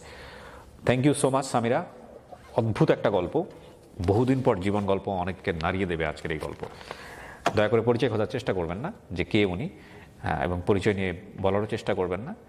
কারো অন্যায়, কারো ভুল, তার দিকে আঙ্গুল তোলার আগে এই আঙ্গুলটা সবসময় যেন আমরা এইভাবে চিন্তা করি, কারণ আপনার ভুলটা অনেকেই জানে না, আপনার অন্যায়টা অনেকেই জানে না, আপনার অপরাধটা অনেকেই জানে না, আপনি জানেন। ওই জায়গাটা একটা খোঁচা দিয়ে দেখেন, যে ভদ্রমহিলা এখানে বসে আছে তার চেয়ে আপনি অনেক বড় বড় ভুল করেছেন, অনেক বড় বড় অন্যায় করেছেন। সেলফ রিয়েলাইজেশনটা খুব ইম্পর্টেন্ট, আমরা যাতে কোনো ভুল না করি এরকম, কারণ কিছু ভুল যেগুলোর শাস্তি খুব ভয়ানক, খুব ভয়ানক। আল্লাহ আমাদেরকে মাফ করুক। শেষ করছি আজকের মতো, অনেক ভালো থাকুন, আসসালামু আলাইকুম।